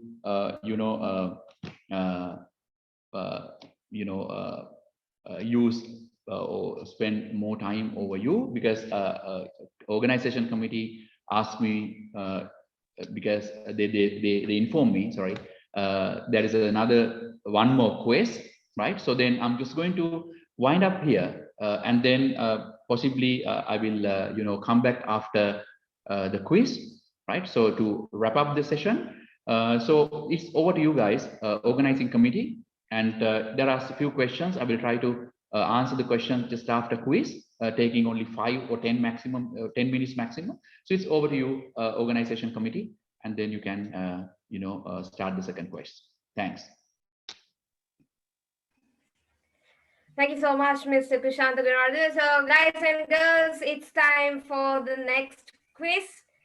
So, please go and log into the Kahoot website using the kahoot.it URL, and we will soon provide you the game pin. So, until then, please go to the Kahoot website. The game pin will be soon provided.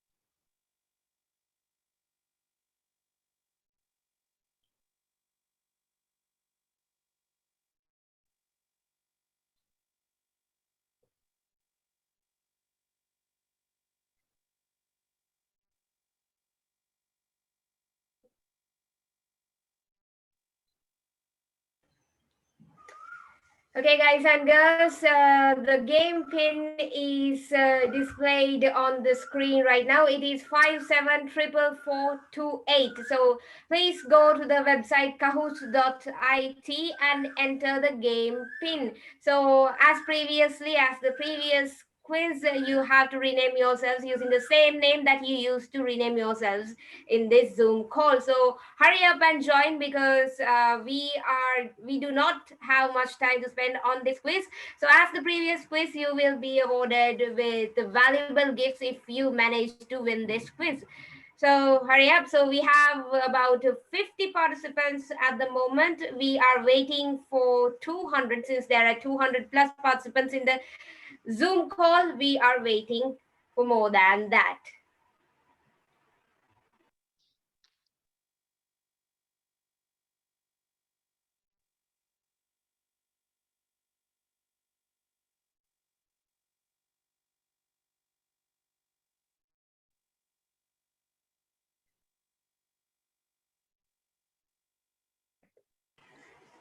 All right, ladies and gentlemen, I just got a message saying that all the first 50 scorers will be awarded valuable coupons and gifts from the Ciscare IT solution. So don't waste your time, join in and provide the correct answers. If you manage to get into the first 50, you will be awarded as a winner. So we are still waiting. We are short for about 75 people at the moment. Please join and try your best to grab this chance, because this is such an invaluable chance.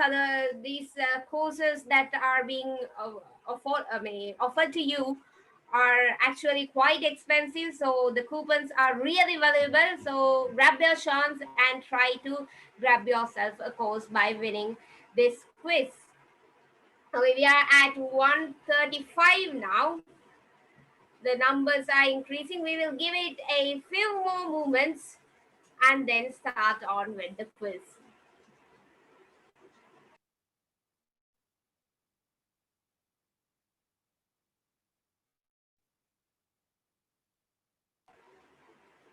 So still there are people who are not following the given format. Please use the same name that you have used in the Zoom call to rename yourselves in the Kahoot quiz session. So if you, by any chance, if you have named yourselves in a wrong manner, please exit from the quiz, rename yourself once again using the correct format and enter the quiz again.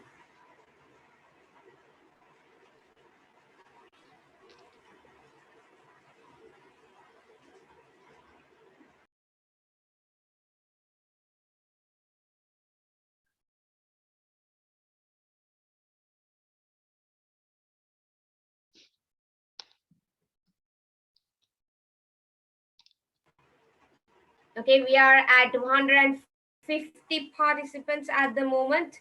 Waiting for about 50 more. Please, guys, hurry up and join because unlike the first quiz, many of you will be awarded this time. That means 50 of you will be awarded with valuable gifts if you manage to get through the first 50.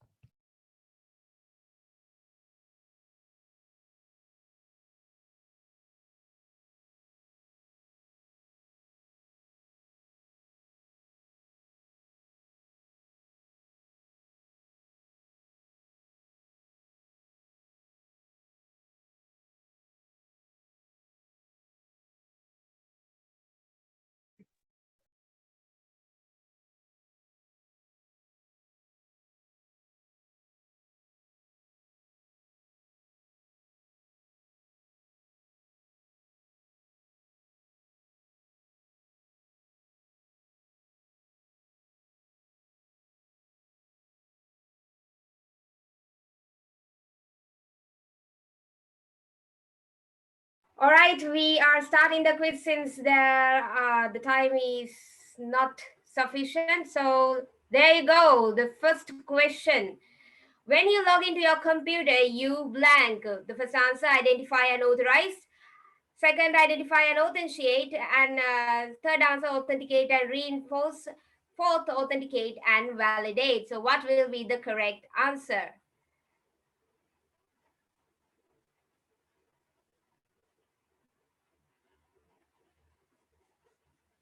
Okay, so 48 of you have been able to give the correct answer. That is the answer in color blue, identify and authenticate.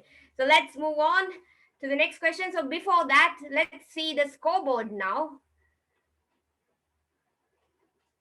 All right, someone from Uvalasa University has scored 966 marks, getting the first place. So let's move on.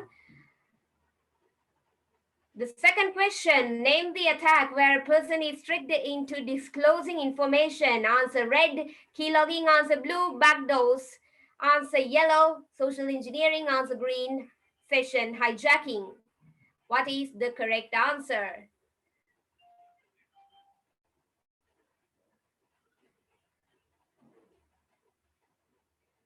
And there you go. The correct answer is answer yellow. That is social engineering. 53 of you, that means a majority of you have been able to get it correct this time. So moving on, the scoreboard, the top remains the same. So the first place is acquired by someone from UWCST. So good luck. We hope you keep on your position. So the next question. A blank attack is usually the quickest of all types of attacks. That is answer red, brute force. Answer blue, dictionary. Answer yellow, thesaurus. Answer green, binary. So what will be the correct attack?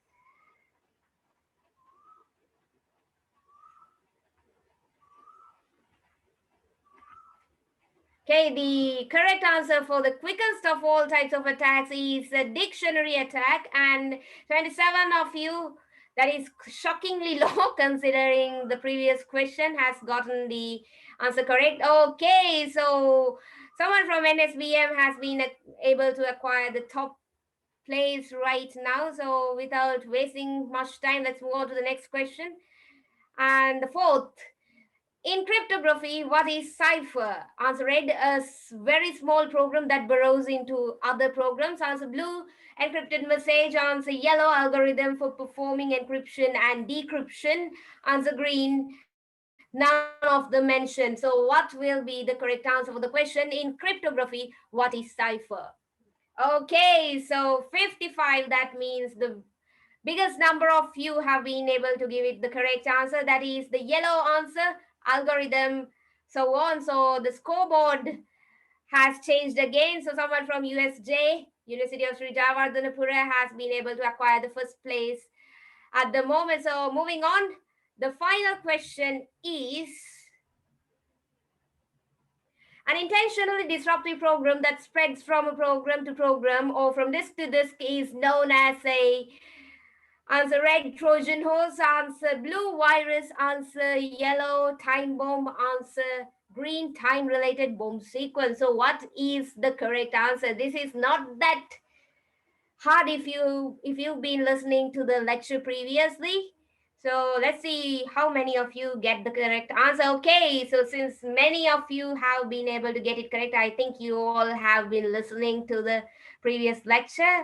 So 73 have been able to get the answer correct. That is a blue answer. So here are the winners. NSBM has scored the third place.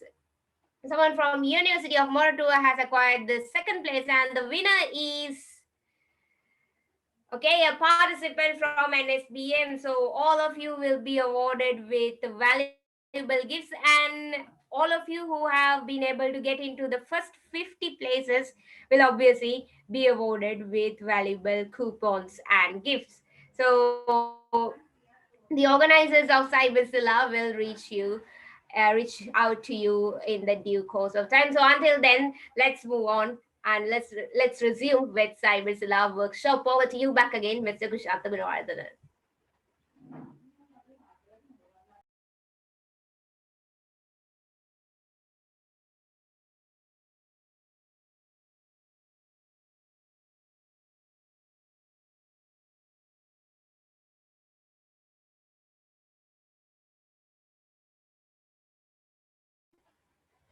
So do we have Mr. Kushanta Gunawardana with us?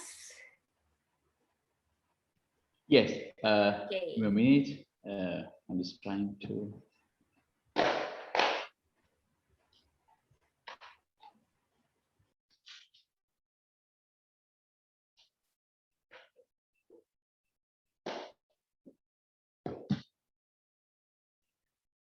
All right.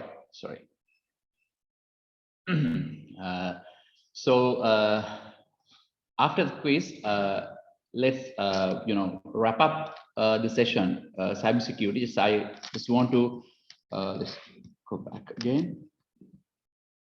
So I want to talk, various areas, but with the timing and today. So I hope you got an understanding about the topic that I intended to deliver, cybersecurity, today's world. I just took you through some of the key areas, especially the concerns over the privacy, and then web applications today.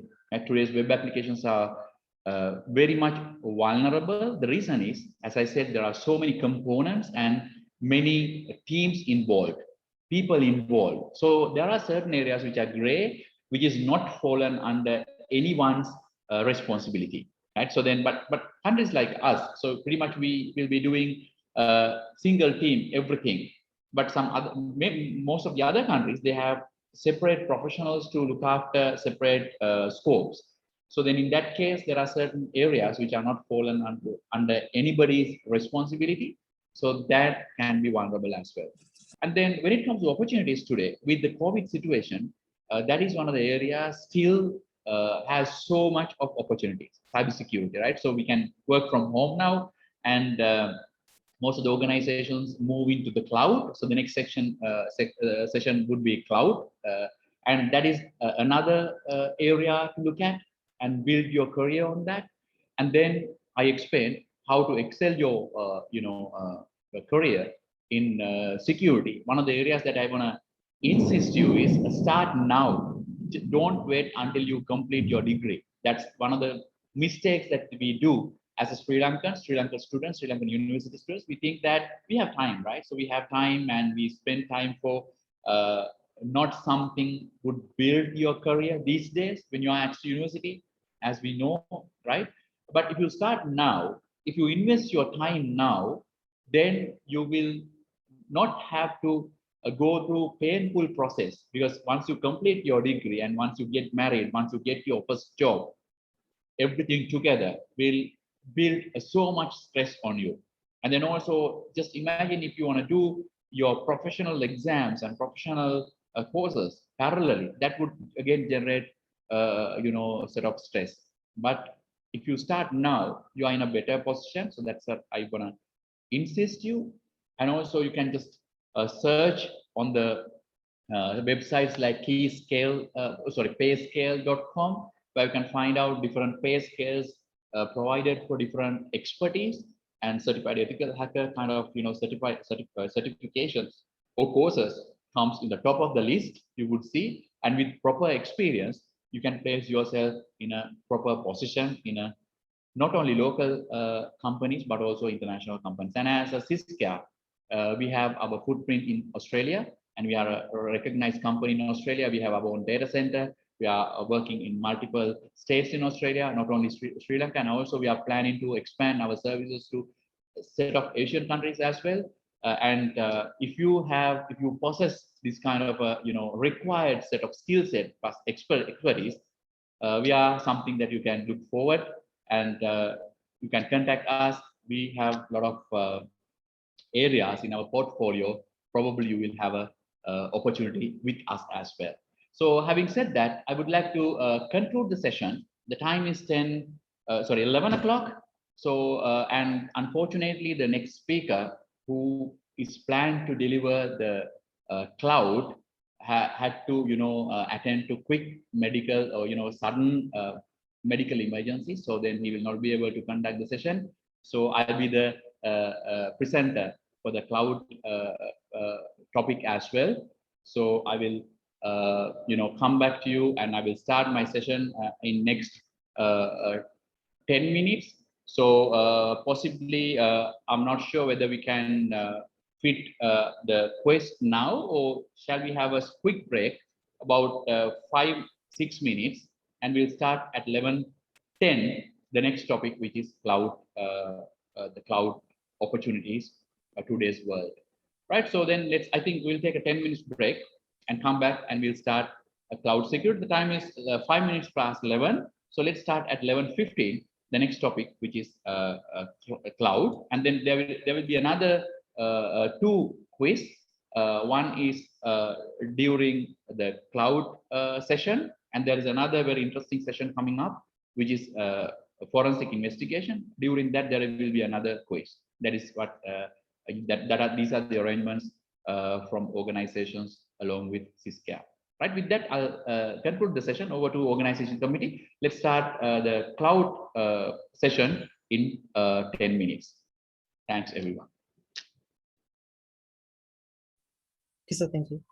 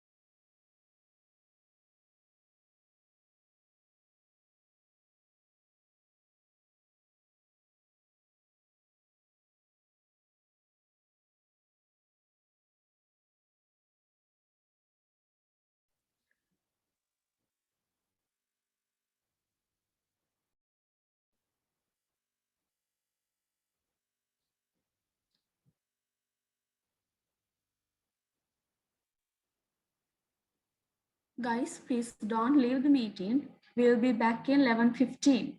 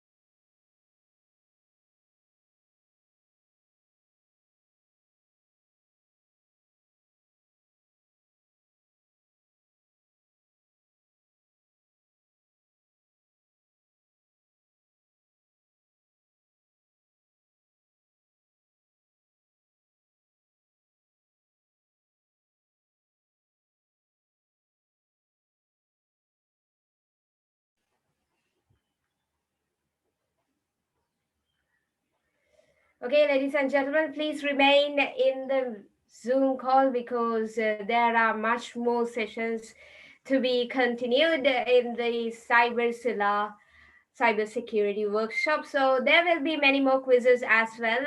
And in those quizzes, all the winners and the first 50 scorers will be awarded with many valuable courses and many valuable coupons to use while you purchase those courses by the Ciscare IT solution. So please bear with us. We will resume the session at 11:15 a.m. So until then, please refresh yourselves and grab something to eat, a snack probably. So, but please do not leave the Zoom call. And if you by any chance leave the Zoom call, log back in using your computer, that is a laptop or a desktop computer, and rename yourselves as the format given in the chat box. Let me remind you how to rename yourselves. Please use your campus name, and then after that underscore, and then your registration number. So better to use your university's abbreviation and then use an underscore and then proceed on with your registration number. Likewise, rename yourself and you rename yourselves and wait with us patiently because we will soon resume the session.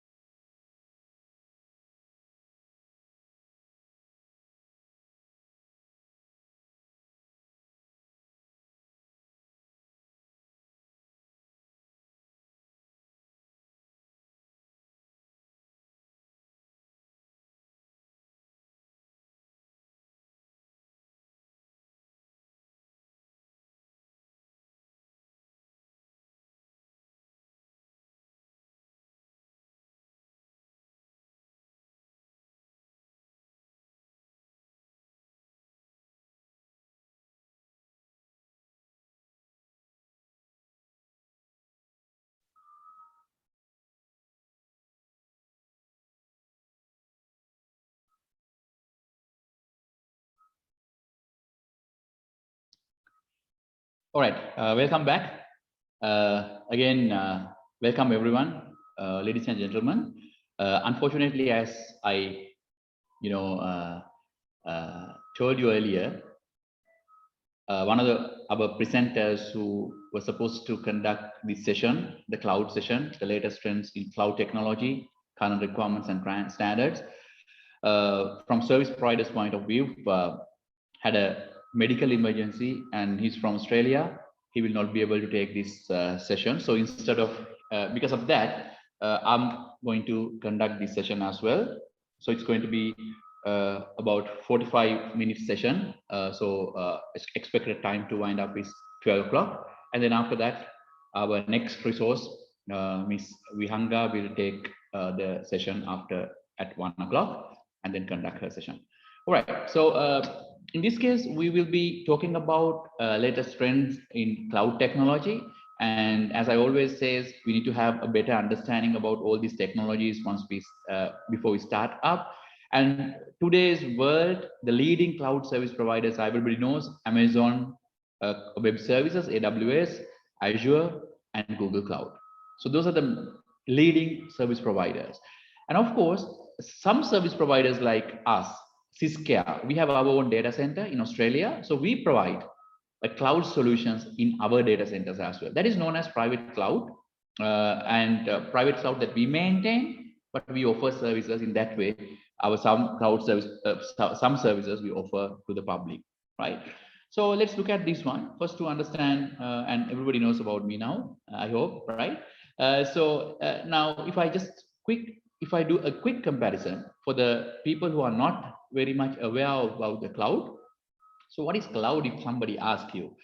The cloud is we are we are using a services irrespective of the location, which are highly available. So services are highly available. As long as services are highly available, we don't care about real location that we are getting the service. That is the idea of cloud. Just like our cloud that gives us rain. Right? So whenever you get the rain, you don't care about the cloud, and we don't see the whereabouts of the cloud. We don't want to see whether the cloud is coming from India or the China or the Russia. We don't care as long as we are getting the rain. So that is a similar concept when they introduce the cloud. But today's world, because of some compliance and legal concerns, now it's a requirement to know where the area or where the region that hosted the cloud. Because the bottom line is we are storing our data on these cloud locations. So then we would be knowing where store our data in real hard drives. So whenever you use cloud, we usually connect and obtain service over the internet. So internet through provided services. And the services are subscription based, which means you don't have to invest for it first, right? So then because somebody has already invested. So in this case, Microsoft or Google or Amazon have already invested for it. So they have built the cloud infrastructure and they provide the services using service as a service model over the internet. And these services are highly available, which means they have taken machine level redundancy, the parts level redundancy. For example, storages, they have used a RAID, redundancy array of independent disks, to provide you disk level redundancy. And also they have created multiple servers, server clustering to give you server level redundancy. And also they have created fault domains, which means collection of servers which share same bandwidth and the power. They have created as a fault domains, which means when it comes to storing data, let me just show you this example as well before we go much further. Now, let's say this is a data center. So if you look at a data center, there are a number of physical servers stored there. So in order to give high level of redundancy, they have created the groups which share same power and same bandwidth, right? So the idea is whenever you're storing your servers, then we can use multiple fault domains, which means if the power is gone, entire domain will go down, right? But still we have servers running in other fault domains. So that is another way that you can, they provide high availability. So this is data center level. And also the next image is, if you have multiple data centers, they can provide the data center level redundancy. Even entire data center goes down, still you have access. So in that way, guys, cloud services provide 9 to 9.9996 uptime. So you know what is uptime? So if you look at 24/7 and 365 days per year, and then the services, the downtime would be very, very low. That is high availability. So for an example, when it comes in order to become highly available, any service must be 99% and over. And then if you look at Amazon, Azure, Google, they provide services. Some services, premium services, provide over 99.9996. So then, and then this is again provides you sort of an understanding about traditional and other services. I hope everybody knows, if you have heard about the cloud. So traditional data centers, we maintain our own data centers to provide services to our own company. So then all the layers discussed here, starting off with networking, storage, servers, virtualization, and also the location, the premises. So everything looked after by us, starting off with physical security. So everything end to end is ours. But if you look at your own data center or your own company data center, investment is yours. So you need to invest for it, to buy servers, operating system, software, and also hire people and manage them. So everything comes under you. And on the other hand, my previous discussion in the morning, security. So security also entirely comes under you. So it's yours. And then when it comes to cloud, there are three major offerings: infrastructure as a service, platform as a service, and software as a service. So infrastructure as a service, cloud service providers provide services up to virtualization level. So up to virtualization, service provided by service provider. In this case, it can be Microsoft, it can be Amazon, it can be Google, right? So then they provide up to virtualization level. On top of that, you can create your virtual servers in Azure or in the cloud. If it is Microsoft, it is Azure, AWS, or Google. So then you need to look after the operating system onwards. So middleware, runtime, data, application, that is your responsibility. And then platform as a service. For example, let's say you want to install a SQL server.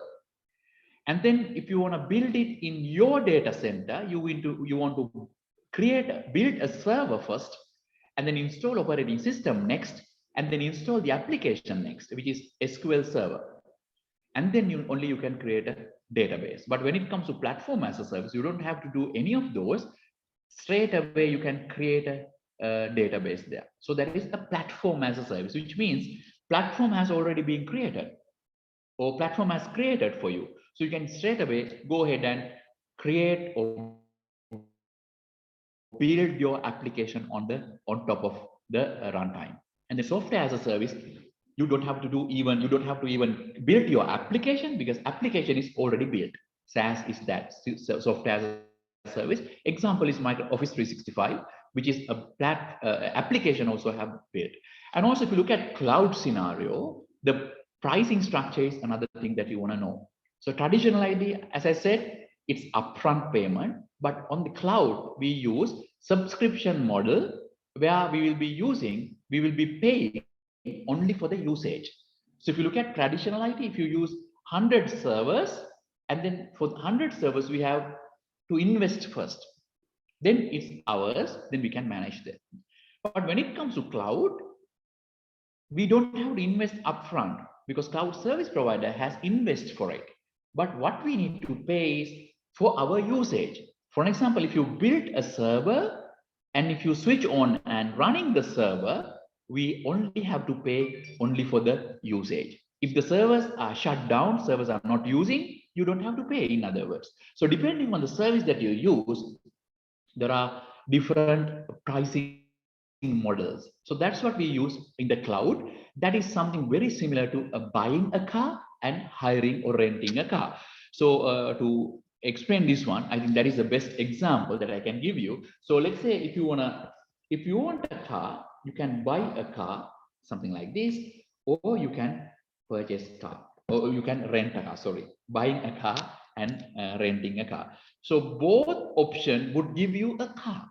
You can use a car, but when it comes to buying a car, then car is yours, but at the same time, you will have responsibility of, doing all the repairs and pumping fuel, and then changing tires, everything yours. But if you're renting a car, you don't have to repair for it, and you don't have to do other maintenance, but you are using it. As long as you are paying the rental, you can use the car. And the good thing is, if you don't own this car, if you own a new car, you can do that as well. But if it is your own car, you can sell it and get it. It's all yours, right? And also, when it comes to cloud, next important thing is it's based on the usage, also known as utility computing. Something like, let's say, whenever you are using electricity or water, we are only paying for the usage. Let's say you have used 50 liters in a month, you only pay for that, not more than that. So same way, cloud service providers, all cloud service providers have created a method to measure each and every service very accurate way. So then they can measure it and send you a subscription bill. So now what I'm trying to say is, if you want to start your career in cloud, you need to have better understanding about all these, because the cloud, when you're working with cloud, it doesn't mean that only working with the cloud, but what it meant is you need to know the pricing and costing structure, and also the performance method, and also how to reduce the costing on the cloud, and all these matters. So I hope you understand. This is to give you sort of a brief of cloud before we start our real discussion. So this one is just to show you the platform and infrastructure and applications on the cloud, which means we are just using, it's like outsourced. So pretty much, guys, we are using a lot of outsourced stuff these days. So some organizations, even they outsource their entire IT department, and also a cleaning to outside. So what you do is you are just subscribing and you are getting the service. It's not yours. You are not responsible in that way. But according to the area that you are subscribed for, you are responsible only for that, right? So then these are some of a cloud service provider comparison, not complete comparison. So we have Microsoft. This is actually storage level, but cloud service providers provide a range of services more than that. So I will take an example. Now there are, again, if you go to cloud models, there are public, private, and hybrid models. I don't have to explain this. You are doing this in your university. So the public clouds are this. They have created cloud and made it available for anybody interested. So that is why it's known as public cloud. The idea, because sometimes where we say public cloud, people start thinking, does it maintained by government? Because it says public. We usually use the term public for the public transportation, public service. Those are government stuff. But this is any company can have a public cloud. The idea is for the subscriptions, you don't have any filtering. So anybody can subscribe as long as they can pay for it. And then the private cloud, you're maintaining your own cloud. Hybrid is bit of, bit of both. So what I'm trying, and also cloud service providers provide a compute services, networking, storage, and analytics. So different services being offered by different cloud service providers. Since the time is running, I would like to show you some examples from real cloud service provider. So I'm gonna use Microsoft Azure for this because I will not have time to show all the cloud service providers and their what they provide. So first thing I want to show you is, if you look at Azure for an example, so first one is this one I want to show you. These are Azure regions. Azure regions meaning over 60 plus regions are there in Azure, which means Microsoft has their own regions around the globe. So if you look at this one, we don't have any region in Sri Lanka, but we have in South Asia. And if you look at Australia, since our Cisco is mainly working in Australia. So if you look at this one, so you would see there are 3 regions. One region represents 1 or more data centers.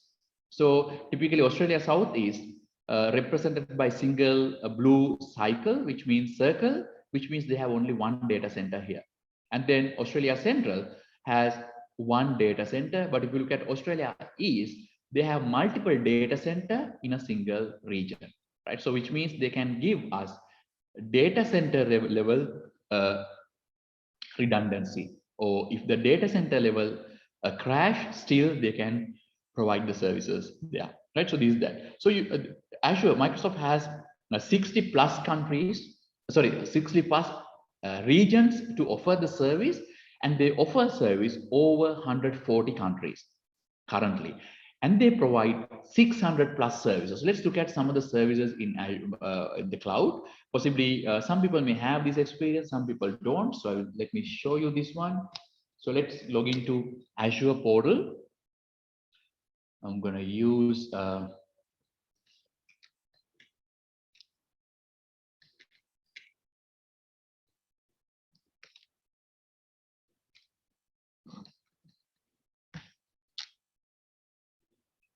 so this is Microsoft Azure. Possibly you would have this experience. So I would like to show you just few areas, and let's look at what are the opportunities that you have in here. So this is my Azure. And also first thing I want to show you is my subscription.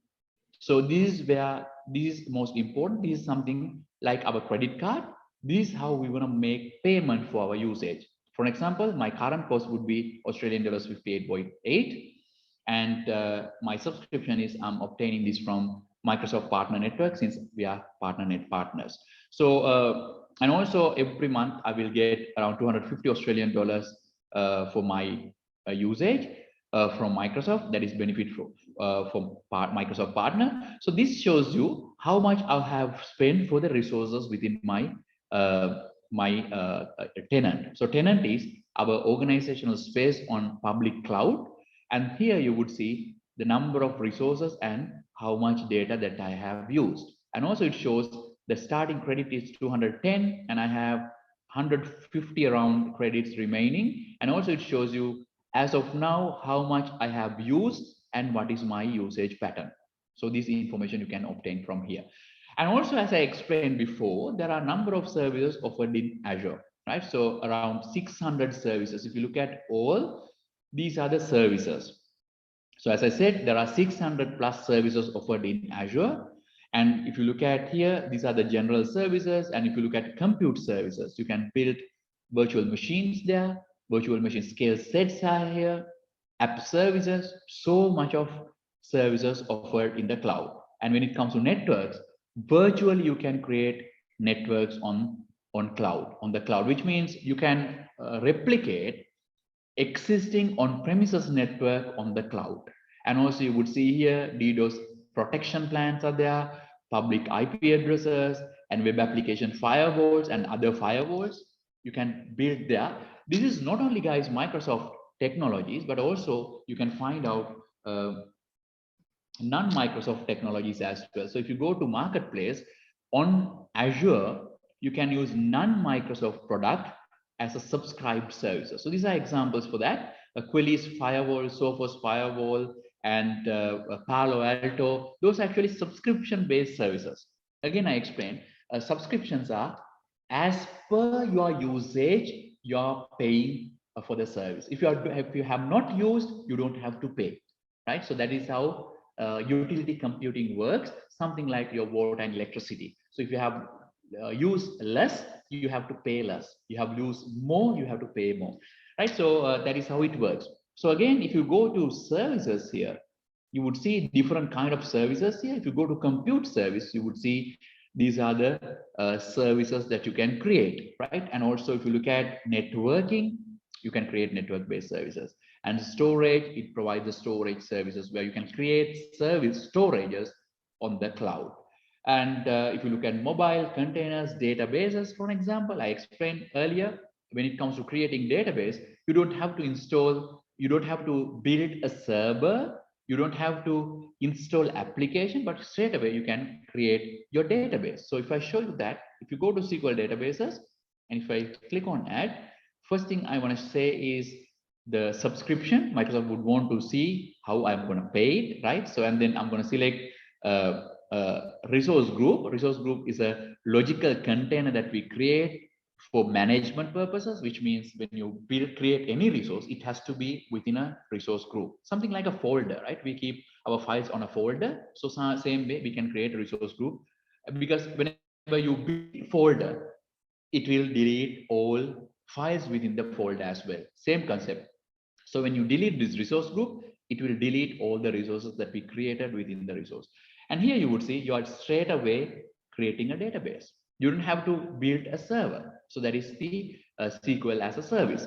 And if you look at the virtual machines, that also you can create a virtual machine like this. So you can specify the subscription and the resource group and the virtual machine name and the availability option and the image. So images even can be Ubuntu, Red Hat, SUSE, Debian, CentOS. These are range of images that are there in Microsoft Azure. And also if you look at the size of the machine, so these are sizes. So different sizes are there. Depending on your requirement, you can use the size. So it shows you the number of vCPU, meaning virtual CPUs, RAM, the data disk, maximum input output IOPS, temporary storage, and premium disk. So those are some of the the sizes that are available in Azure, right? So I hope you understand. And if I show you something more information about it, let's go to the pricing calculator. So this shows you, because unlike on premises, we don't know how much they will charge after we use. So because of that, Microsoft has given a calculator to calculate what would be your cost after the usage. For example, this is my region. So these are the available regions here, and you can select the operating system, the category, and this is the instance. So there are different kind of instances there. For example, here we have 2 CPUs, 8 GB RAM, and also if you go down, you can find out huge sizes, 8 vCPUs, and if you go further, you would see even 48 cores, right? So let's go to East US 2.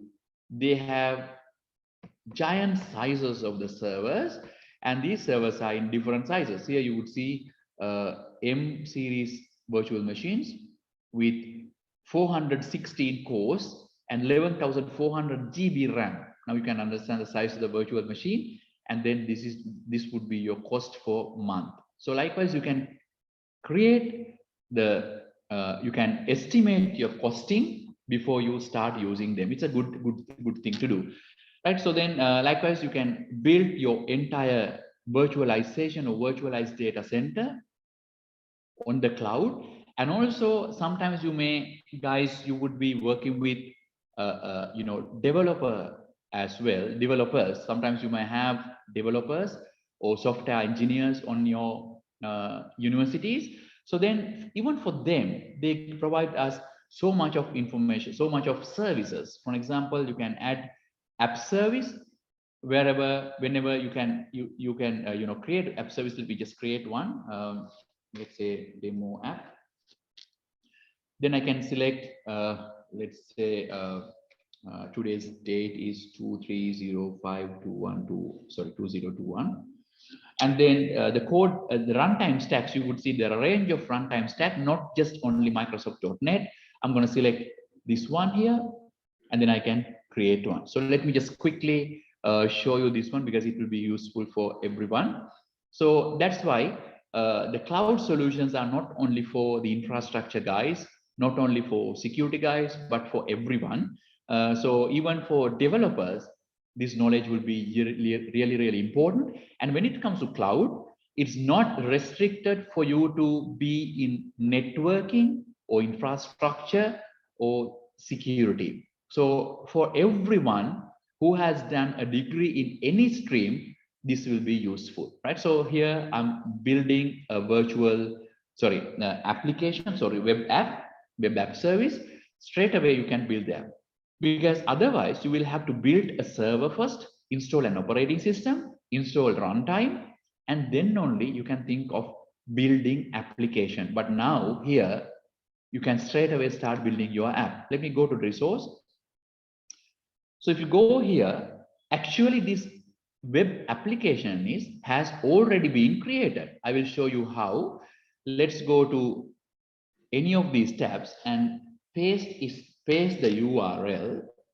You would see this is the app.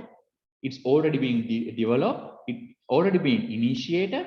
Now you can straight away go ahead and build your app. Let me just go to app here, right? So there we can use quick start, where you can start building your app using language of your choice. Because sometimes if you have experience in .NET, you may only use .NET. But when it comes to cloud, that is not a restriction anymore. If you are a .NET guy, you can use .NET. If you are a Python guy, you can use that. Java, you can use Java, PHP, and all that. And also you can configure development center, where you can use development based on multiple sources. So these are the code sources. You can use GitHub, Bitbucket, local Git, Azure reports, repos, OneDrive, Dropbox, to keep your source coded codes during this development. And also you can use FTP. And if you go to development slots, you can create slot to ensure continuous integration and continuous development. So for example, I can add a slot. This is my production slot. Again, we can add let's say staging slot, cloning this one. Let's say staging slot, right? Staging slot. I'm going to add this one. So which means you have built app here, and then you are creating a clone of the app and you are continuing the deployment. And then after some time, if you want to test it, you can redirect some of the traffic to the latest development. So in that way, we can manage the balance between production slot and the current development slot, which is staging. So then if you want, you can completely swap between these two. Then you can just swap your existing users. For example, here you would see the traffic will be 100% sent to production.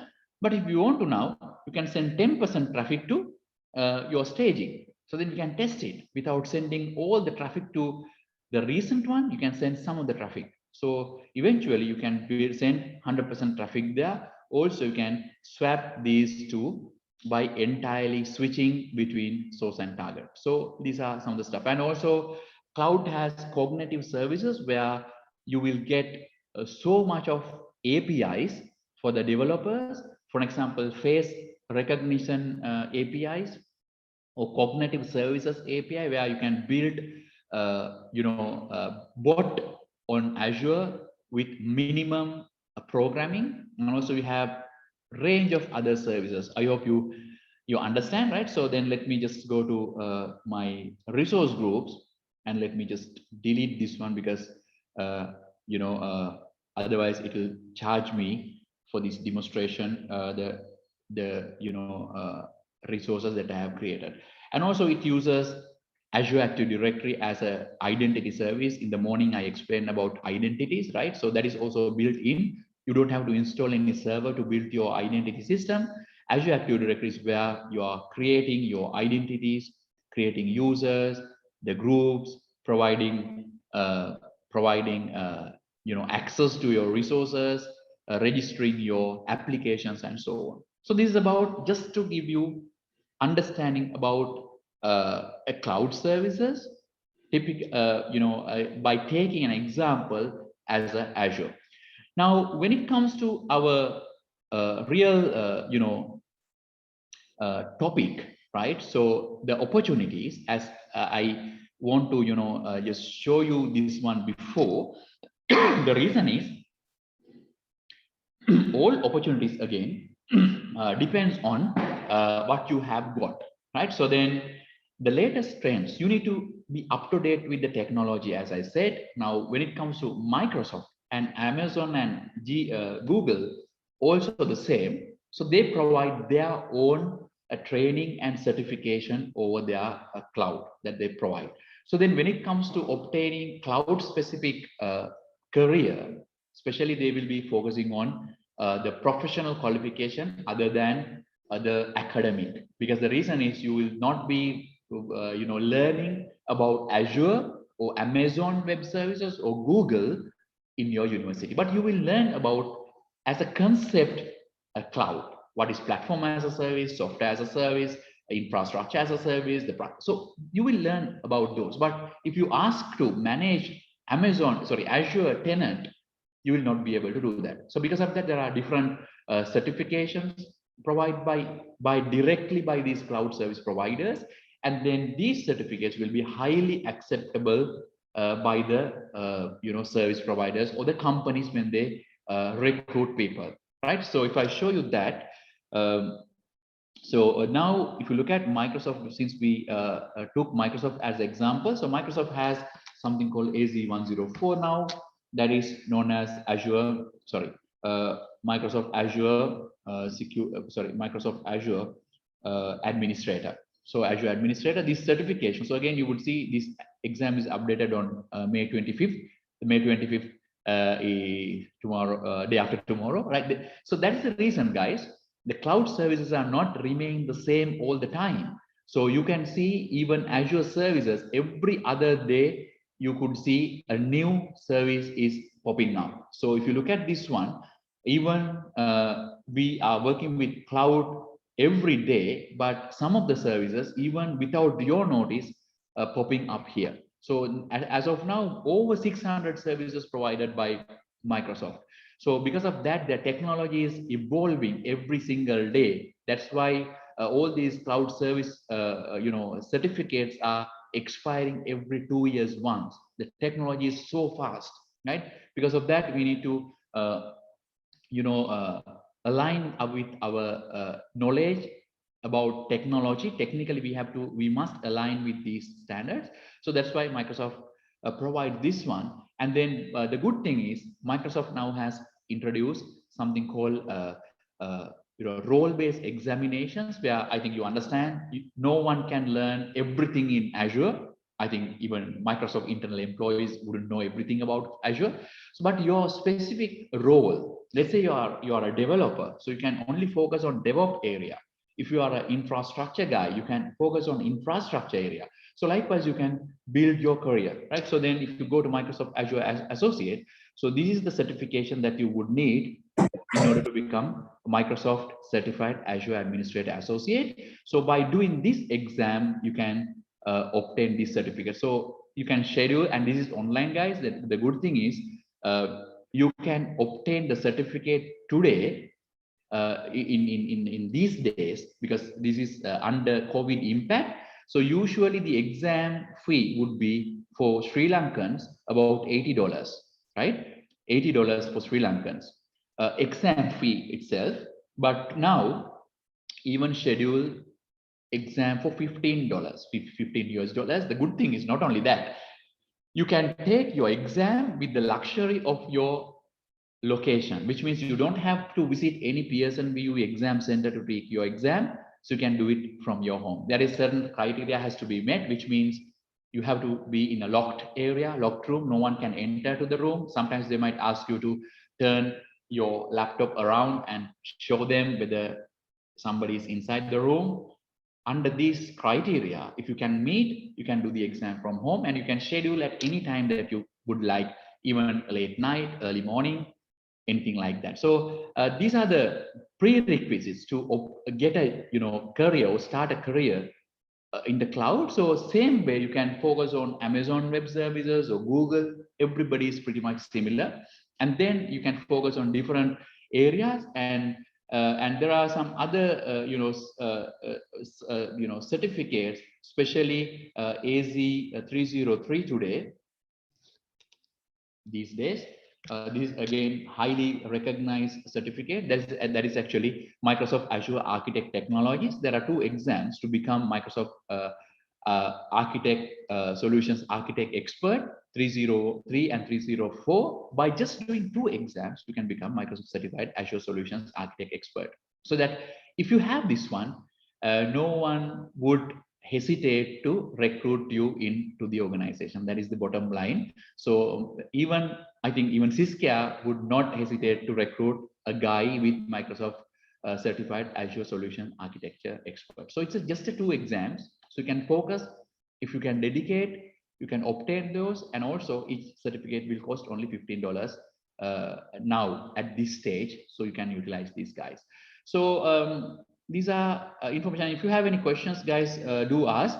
And then from service point of view, as I said, so I think I'm just looking at, yeah, this is, I think, no questions. And if you have any questions, guys, please do ask, right? So these are the actually requirement and standards today. So standards are, I'm not saying that academic education or degree is not useful. Of course, it will be useful, especially excel your career, because certain areas, like when you become up to a certain point, in order to become a manager, you would need a degree, right? So then I can give you a classic example. One of the very leading companies in Sri Lanka.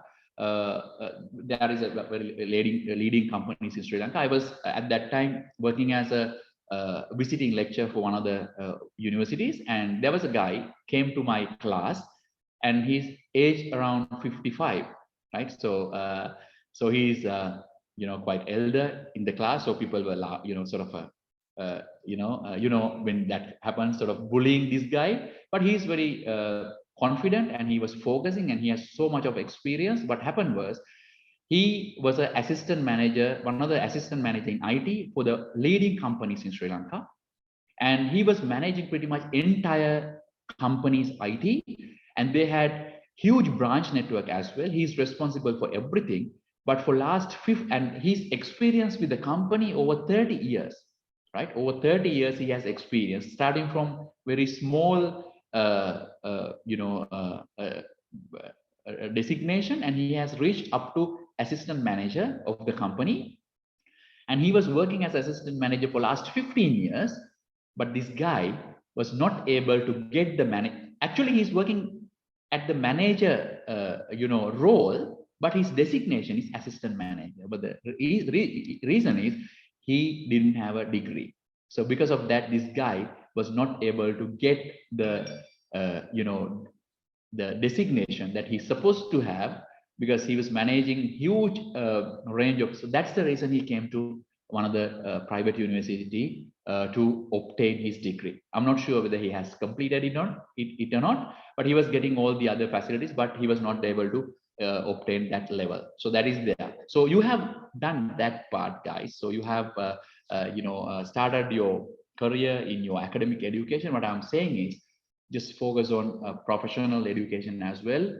And CISCA has, I think, exciting offerings, because I know as a university students, you might not have funds to invest for your career at this stage, because I had the same experience when I was at your stage, right? But unlike other companies, we, CISCA thinks about the real situations as well. So then they offer different ways of obtaining or providing these certificates. As of course, as a company, we can't do 100% charity, that you need to understand.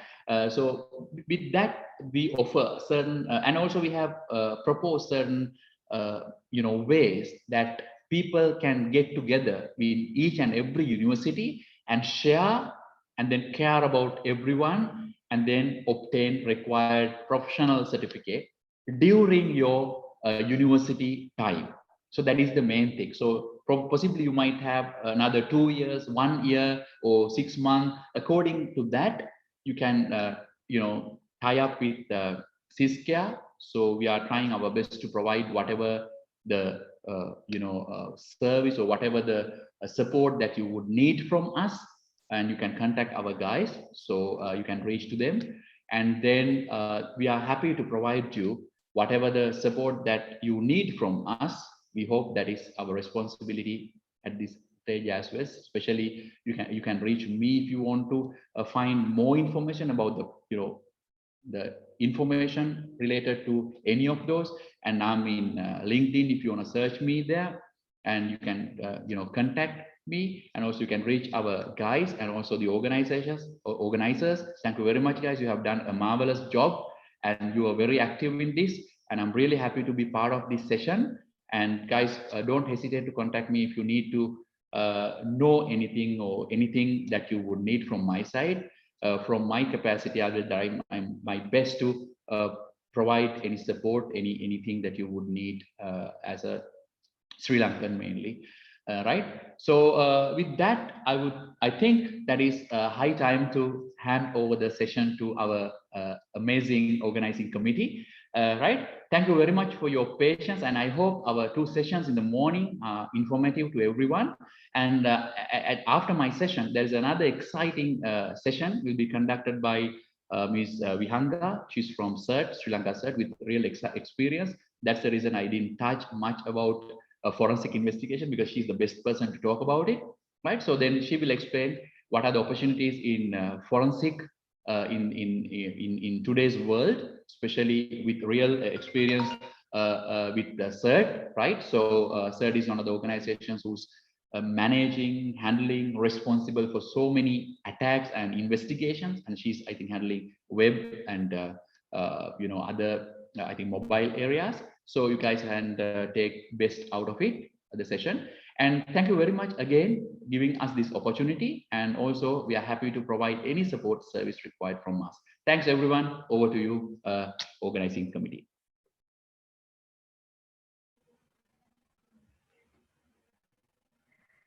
Thank you so much, Mr. Kushanta Ginor. Then those 2 sessions were indeed jam-packed with just the right information we needed to know about cybersecurity and cloud, many numerous eye openers as well. So thank you so much for coming hand in hand with us, the organizing committee of the Cyberzilla.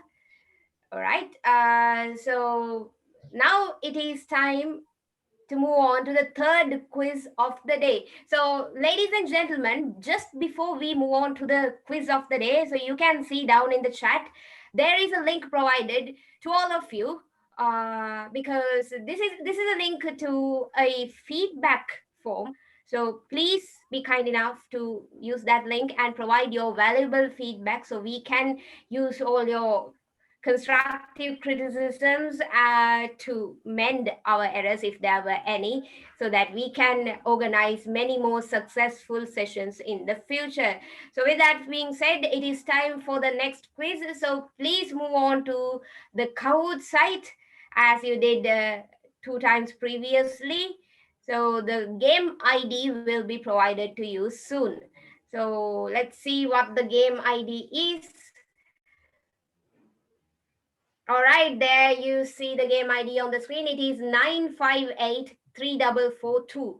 Please hurry up and join. As I said previously during the previous quiz, in this quiz also the winners will be awarded with many valuable coupons and many valuable offers to study courses by the Syscare IT Solutions. They have been so generous to offer us the certificate secure computer user course, and then many more coupons which gives you the opportunity to study valuable courses online without paying much as you would usually pay without these coupons. So there is a message in the chat box so you can see what are the benefits you get from this session. So these are for all the winners, so please keenly participate on this quiz. All the winners, that means the 50 up, the first 50 scorers will be granted all these opportunities. So we have 89 participants by now. So please hurry up and join the quiz. And as we said many times previously, once you join the quiz, please rename yourselves using the same name, the same model of name you use in this Zoom call. That is the abbreviation of your university underscore the registrations number you use at your university, because this way we can find who you are easily and reach out to you so that we can offer your gifts. All right, we have 104 participants at the moment. We'll give it a few more minutes and we will start the quiz. So hurry up, guys and girls, join. This is a valuable opportunity for all of you. Score well and grab your chance to get a discount or a coupon at studying all these courses mentioned in the chat box.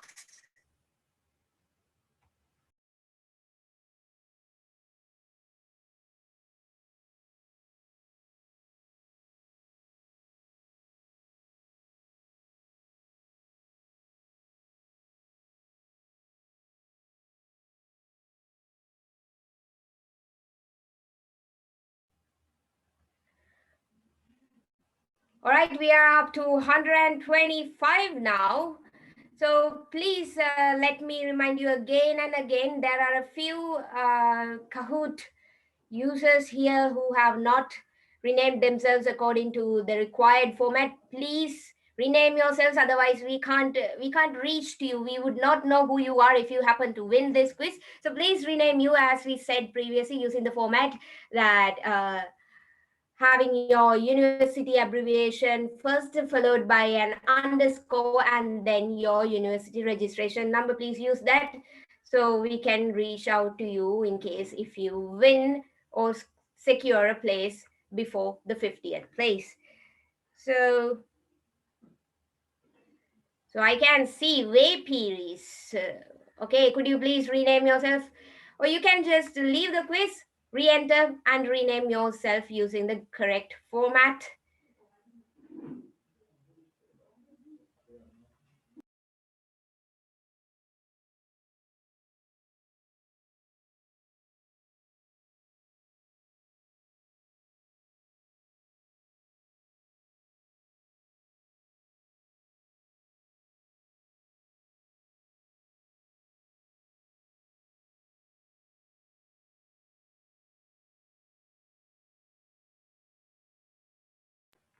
Okay, it's 130 plus now.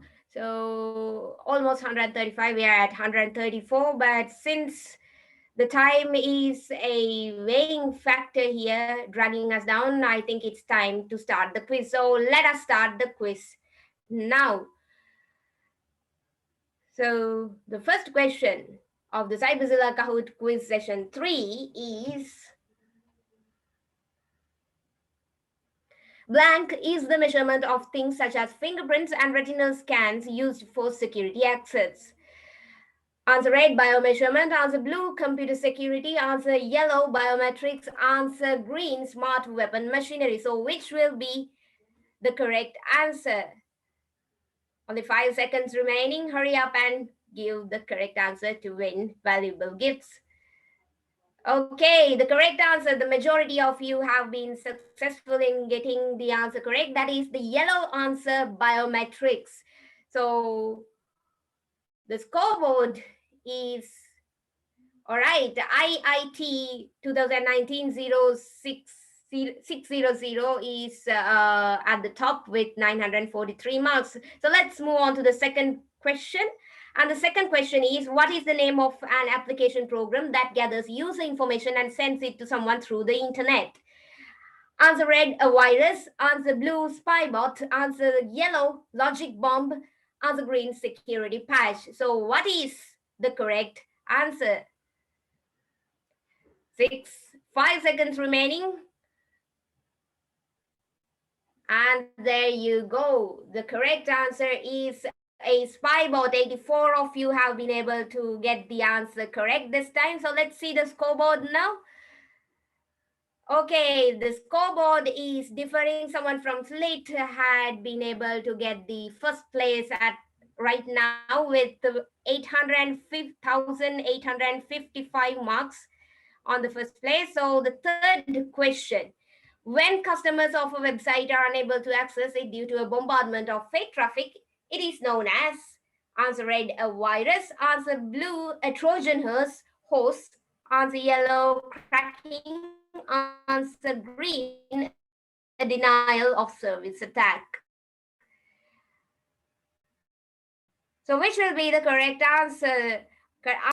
Above 50, so you can win many more prizes. So all right, the correct answer is answer green, a denial of service attack. 82 of you have been able to answer correctly. Congratulations to all of you who have got the answer right this time. So the scoreboard differs again. IIT 2019-663 comes to the top with 2,794 marks.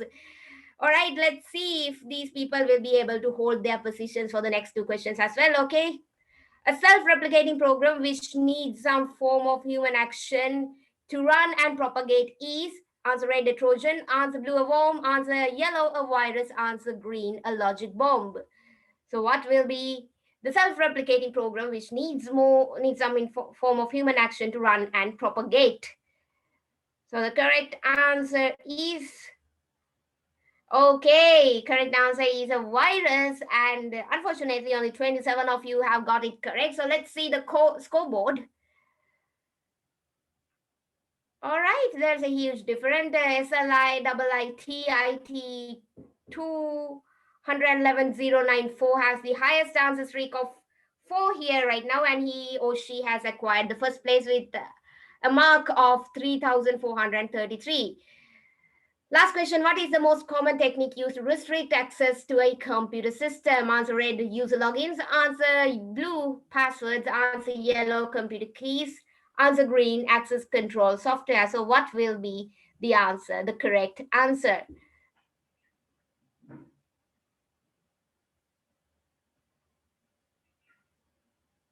All right, it is answer blue, password. So most of you have been able to get it correct this time. So let's see who the winner is.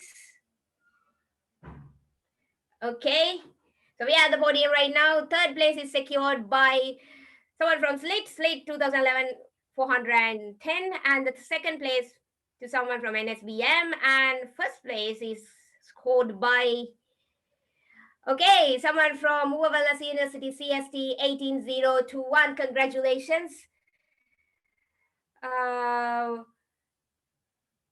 The organizers of Cyberzilla will reach out to you in the due time.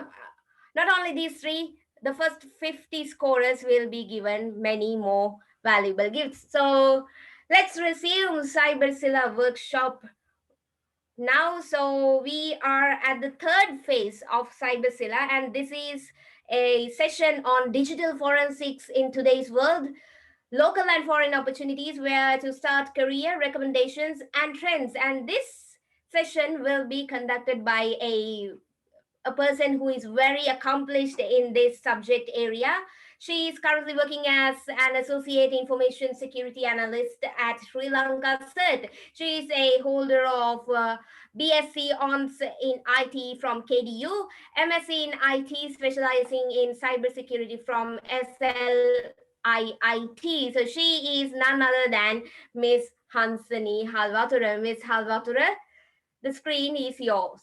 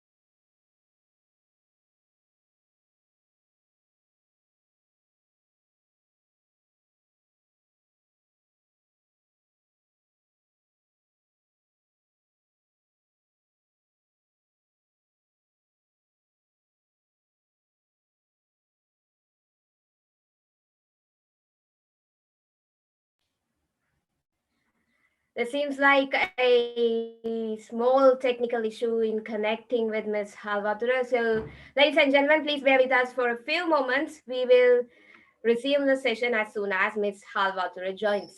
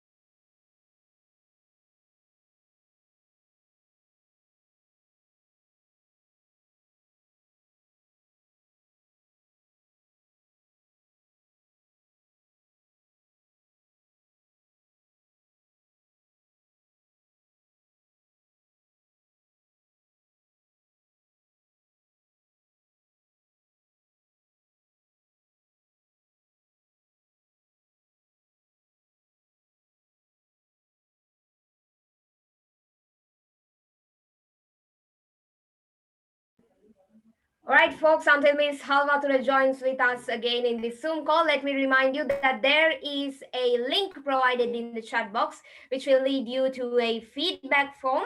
So there, please provide your valuable feedback, your constructive criticism, and your ideas of few ideas for future improvement for us, all of us at the organizing committee of Cyberzilla, because we value your ideas, we value your criticism. So it will help us in the future to conduct more and more educative and informative sessions just like this in a more improved manner. So please be kind enough to visit the link provided in the chat box and provide us your valuable feedback. So it seems like Ms. Halvature is still joining the meeting. Okay, she is back. Hi, Trividya. Sorry for the technical fault. It's all right, Ms. Halvature. You are perfectly audible, so you can continue with this session from now on. Okay, thank you. So I'll be doing the session on digital forensics. So the first two sessions were very interesting by Kushanta sir. So to start with digital forensics, I will be covering the following topics today. And before I go on with the subject knowledge, I want to give a brief overview on Sri Lanka CERT. So Sri Lanka CERT is the National Center for Cybersecurity in Sri Lanka, which means that we act as a source of expertise to assist the nation and member organizations in to proactively assist, respond to, and recover from the cyber attacks or the cyber incidents. So Sri Lanka CERT was set up in 2006 and it's owned by the government of Sri Lanka, and currently we are under the Ministry of Technology. So I won't be telling much about the services we do. Those can be taken from our website. So moving on to digital forensics. Digital forensics is, as it says in the slide, it's a process of investigation and analysis techniques, which are there to gather, preserve, analyze, interpret, and document the evidence from a particular computing device in a way that it is suitable for the presentation in a court of law. So when I say for the presentation in a court of law, when I say the presentation in a court of law, it means I'm talking about the admissibility. Sometimes when we do forensics, due to various reasons, the evidence that we gather might not be valid. So the main thing a digital forensic investigator should do is to validate the evidence before presenting in a court of law. So to explain you all more about the purpose and how the digital forensic teams work, you know, nowadays the cyber attacks or the cyber breaches, they are not a matter of if it will happen. It's a matter of when it will happen. It's about time. We all know that with the advancement of technologies and with the new devices and the devices and the new concepts coming into place, the attacks also increase because cyber attackers, they always want to find weaknesses in devices to exploit them. So due to that reason, there should be a team to find out how these incidents happen. So that's where the forensic team comes into play. They figure out the who, when, where, and why a bad actor came into the system. So apart from finding, they also provide the guidance on how to mitigate those risks from happening again. Sri Lanka CERT also handles we are mainly focused on government cases, but we also handle private forensic cases as well. So when I say government or the cases that we get from public requests, I mean mostly payment device frauds. There's a reason for why we are getting cases related to payment device frauds. So if I tell a little bit about how we are getting them. In Sri Lanka, we have a separate legislation to deal with crimes related to payment devices or counterfeit payment devices. And that act is the Payment Devices Fraud Act number 30 of 2006. So according to the act, in the first paragraph, I have said what the act is supposed to do. So the the purpose of the act is to prevent the possession and the use of unauthorized counterfeit payment devices, and to protect the people lawfully who are issuing such payment devices, and to punish those offenders. That is the main idea behind the act. And the act also says that the minister can appoint a panel of experts to assist the police in all investigations related to an offense under this particular act. So here you can see that also the second one, the minister may by order published in the Gazette appoint a panel of experts from among persons having the prescribed qualifications in electronic engineering or software engineering or any other area of expertise defined by the minister to assist the police in all investigation into an offense under this act. So there are particular set of people who are assigned for this related area. This slide shows an extraordinary gazette that was released on 28th of October 2010. So here you can see in the Gazette, if you see the picture, there are 7 names, and the 7th name is Sri Lanka CERT, which means that Sri Lanka CERT has been appointed as an expert member for the panel to handle these type of cases, the Payment Devices Fraud Act cases. And normally, if I tell you about the process that Sri Lanka CERT, how we receive cases, normally the police, they have to get a court order from the courts stating that these devices must be investigated, and the courts will assign a party to investigate those devices. And if it's Sri Lanka CERT, the police will come with the court order and the devices to Sri Lanka CERT, and they will hand over the items and the court order to us. Once they do that, we will start the investigation. So there's a process that we follow when we take the items, such as the chain of custody forms that we have to sign. Those parts I will explain the later stage. This process, after we receive the cases, then we do the investigation, and we have to give back the report and the items to the police again, so that they will present it to the courts.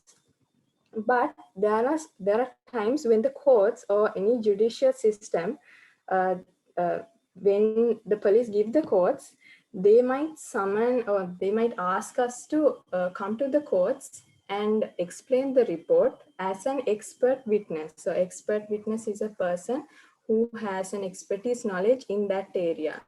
So at that time we might have to, this does not happen all the time, but there are times when we have to go to courts. Wherever the courts are, it doesn't matter. Then we have to go there and we have to explain the report. Apart from that, the law enforcement agencies or the police, they might need our knowledge to seize the counterfeit payment devices.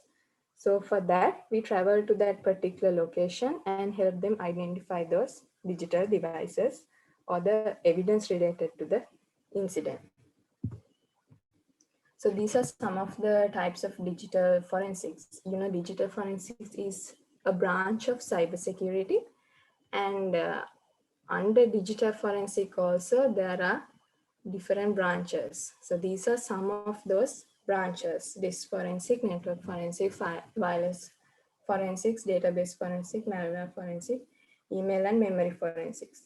Although as forensic investigators, we won't, at least not in Sri Lanka CERT, we won't get specialized in a branch of forensics, as in we can get specialized, but the thing is, digital forensic investigators get technologies from different areas.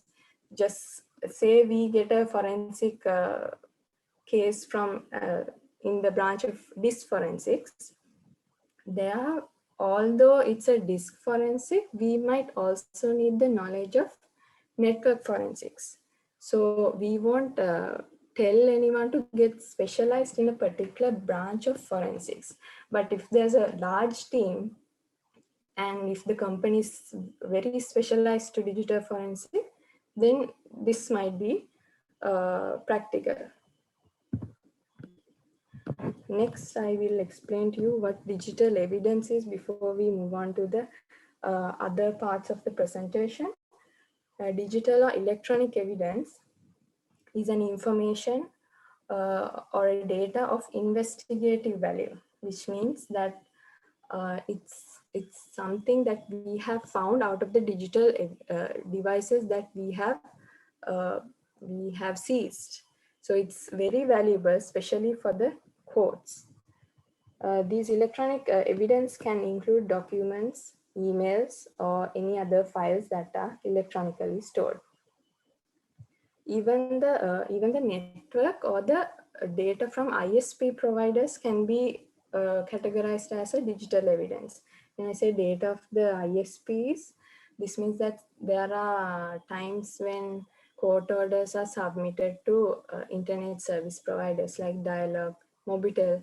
So from there, if we have a phone number, then we give the court order to the relevant ISP, and they give us information on whose phone number that is. So all that is also considered as digital evidence. So I will now explain about the unique characteristics of digital evidence. The first one is invisible to the untrained eye. This means that digital forensic investigators go through a lot of data. Say if it's one computer, so that one computer can have a lot of data of different types. And it's not just, we don't just look at the places that we see.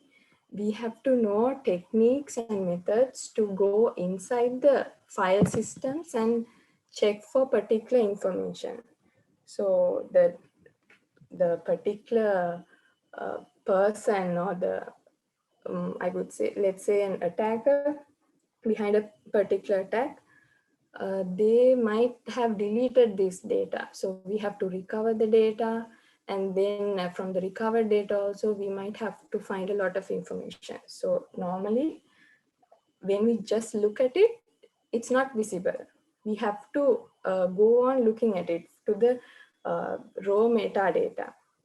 The second point is may need to be interpreted by a specialist.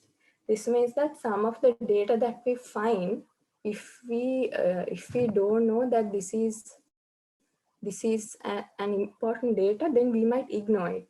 For instance, some of the court orders that we get, it says, since we are very specialized on payment devices, I'll give an example related to that. The court order can say, find out all the credit card details that are stored in this particular device. Then we should know how the data is stored, because they don't just type in the data.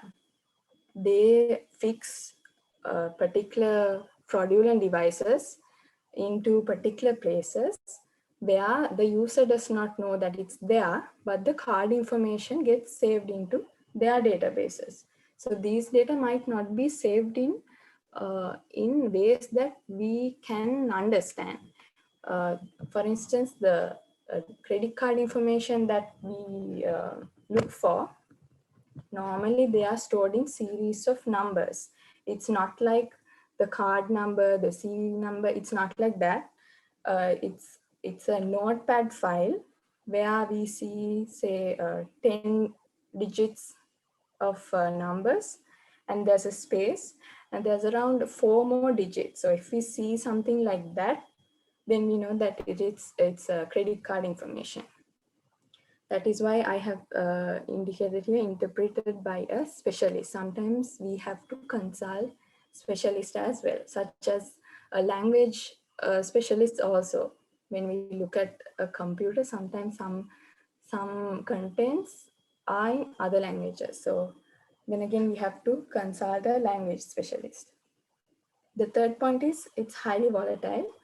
Volatile means that the data gets erased when the computer is switched off. So this is a matter of, sometimes this depends on the scenario and the investigator. There are times when we have no option to save the volatile data. For instance, if we are in a particular crime scene and there's a file uploading happening, so whether to uh, cancel the file upload or to let it go, sometimes we have to think about it. It depends on the situation. The fourth point is maybe altered or destroyed. This means that when we collect the evidence, we should always handle it very carefully. Evidence is very fragile. It's say, even if you're transporting, there can be ways that it gets damaged. So if it gets damaged, then there's actually no use of investigating it. And when we are investigating it, we should always investigate it with a copy of the exact evidence, the exact device. Getting a copy and how we do a copy, I will be explaining it in the latter part. The last point is maybe copied without limits. This means that sometimes the attackers copy a file to different places, and we as investigators should find where the original copy is. So that is also a very hard thing, but that's another characteristic of evidence, that we have to look for the original place. When it comes to digital evidence collection,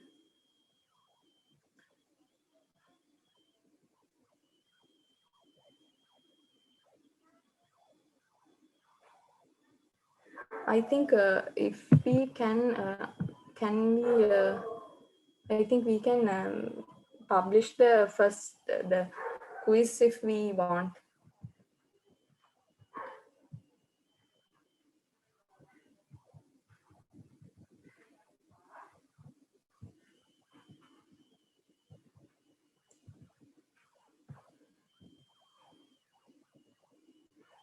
I can stop here if y'all are going to go on with the quiz of the first half.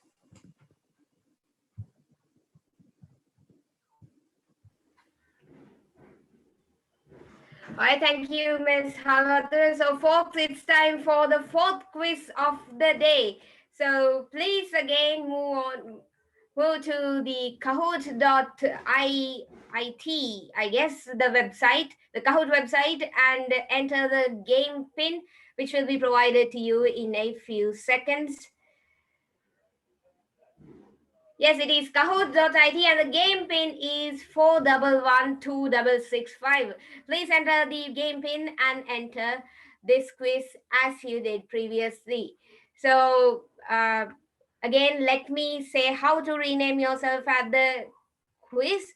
Please use the same format of names that you used in the Zoom call to rename yourself at the Kahoot quiz as well. So, I see a few participants who have not followed the normal protocol, please then log out of the quiz and then log in again and rename yourself according to the given format. Otherwise, if you win, it will be so hard for us to find who you are.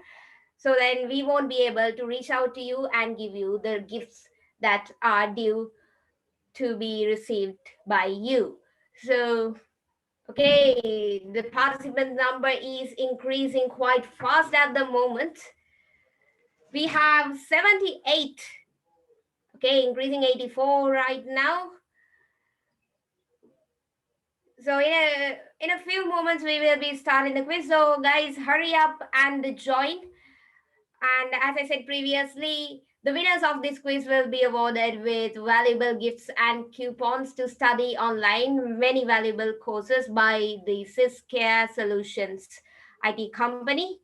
So all the benefits you will be getting after winning this quiz is down there in the chat. You can refer that if you want. But at the moment, please try and join the quiz as quickly as possible. So we are at the 100th mark. So we will give it another minute or two and see if anyone else wants to join. Time is a determining factor here, folks. So please hurry up and join. All the 50 top scorers will be awarded with many valuable gifts. So it seems like we are stuck at 104.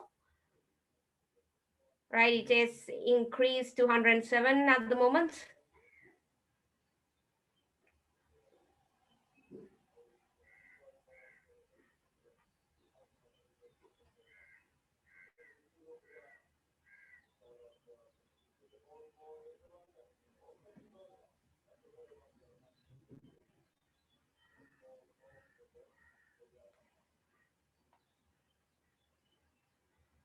All right, we are at a Nelson now. So, okay, it is gradually increasing and again decreasing back at Nelson, folks. So I guess since time is not much available in our pockets, it is now time for us to move on with the quiz. So let's start the quiz at 115 participants. Okay, so let's start the quiz. We are moving on to the first question of Kahoot number 4 for the day, and that is, what is Sri Lanka's CERT? Answer red, the National Center for Cybersecurity in Sri Lanka. Answer blue, the National Center for COVID-19 in Sri Lanka. Answer yellow, the National Center for Emergency Response in Sri Lanka. So what is the correct answer for CERT? What is Sri Lanka CERT, folks? This is so easy for you. Okay, so 87 of you have got the answer correct, and that is the answer red, the National Center for Cybersecurity in Sri Lanka. So let's see the scoreboard now.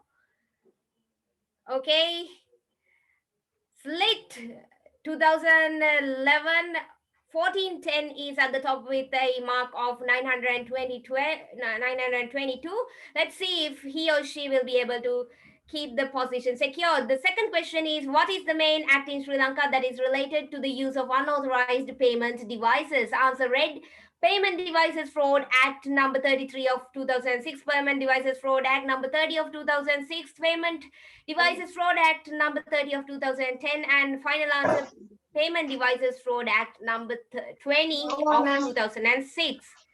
So what is the correct answer? All right, 45 of you have gotten it correct, and that is the answer number blue. Answer color blue. Okay, we are getting a few disturbances. Please mute yourselves, folks. Okay, the top position is acquired by CST UW 17042. Congratulations. And next, let's move on to the next question. Okay, this is a multi-select question. Name 3 branches of digital forensics. So what will be the correct 3 answers? It could be disk system forensics, answer amber red, answer color red. Answer blue, network forensics. Answer yellow, malware forensics. Answer green, economics forensics. So what will be the correct 3 answers? Okay, so many of you have got them correct. Those are answer red, answer blue, and answer yellow. Only answer wrong, that is economic forensics, is green. Answer green is wrong here, folks. So I beg your pardon for the tongue twister. So let's move on to the next question.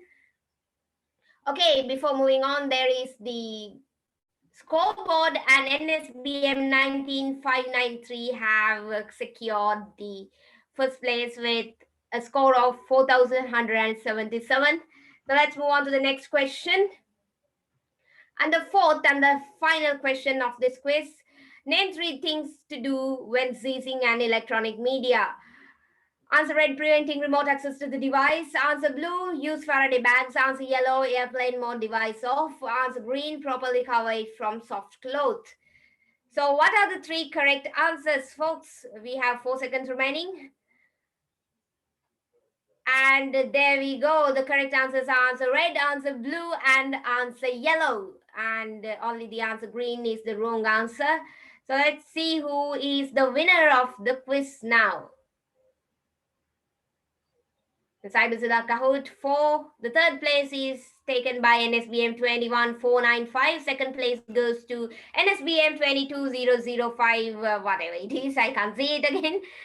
Okay, and the first place goes to NSBM 19593. So congratulations to all three of you from NSBM.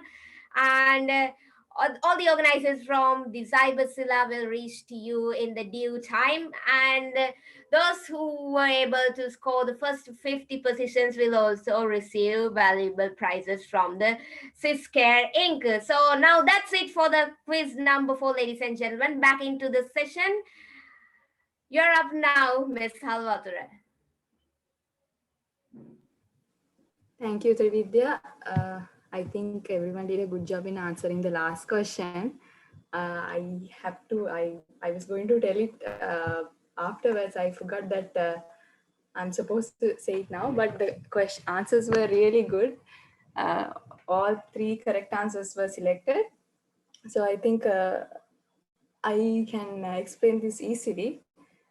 When we collect the digital evidence, there are some steps that we have to follow. So first one is seizing the evidence, then acquiring and creating the forensic image, then analyzing the forensic image of the original media. So seizing means that we have to get the device from that particular place. For that, we have to do several things. The first one is to, when a crime happens, the police physically, they secure the crime scene. You must have seen in the movies also, there's a yellow tape and it says that no one can enter. So that is basically securing a crime scene. But that will not prevent remote access to the wireless devices that might be still powered on. There can be wireless devices, then applications running. Say if it's a phone, and if they have the Find My Phone app, they can remote wipe the critical data or the data that we as investigators want. So many criminals are aware of this remote wiping capability, and they will take the maximum advantage of those remote wiping apps. And there's also a risk when it comes to the data on the web. They can delete those also. For instance, the data in their emails and messaging applications. So those also they can automatically delete or they can be overwritten. So at that time, even if the device, sometimes the device, we can see that the device is switched off, but it's actually not switched off. It can be a screensaver, or it can be a certain app that is showing that the mobile is switched off, but for real, it's not switched off. So due to these reasons, the volatile data or the data that is that we want might be lost when we take these devices to the forensic lab. Because of that, the first thing a lot of police investigators do is either they power off the mobile device, or they put it on airplane mode, or they use a Faraday bag. These are Faraday bag is a bag that that blocks radio signals. So even if there's someone trying to access the phone remotely, they won't be able to access if it's in that particular bag. Then sometimes the police investigators get the PIN number of the mobile devices. If it's a mobile device, they get the PIN number because some phones, they are unable to crack. So it's better to get the PIN number. So as investigators, we also advise them whenever they can get the PIN number, get it. Another main thing is the power adapter. For laptops and mobile phones, it's not like we are going to power on the machine, but just in case if they find a power adapter with the device, then we advise them to get the power adapter as well. Then when we seize or when we get the devices, there is a chain of custody that we maintain. It's called a chain of custody form. It's a document that establishes a record of the control, transfer and disposition of the evidence in a criminal case.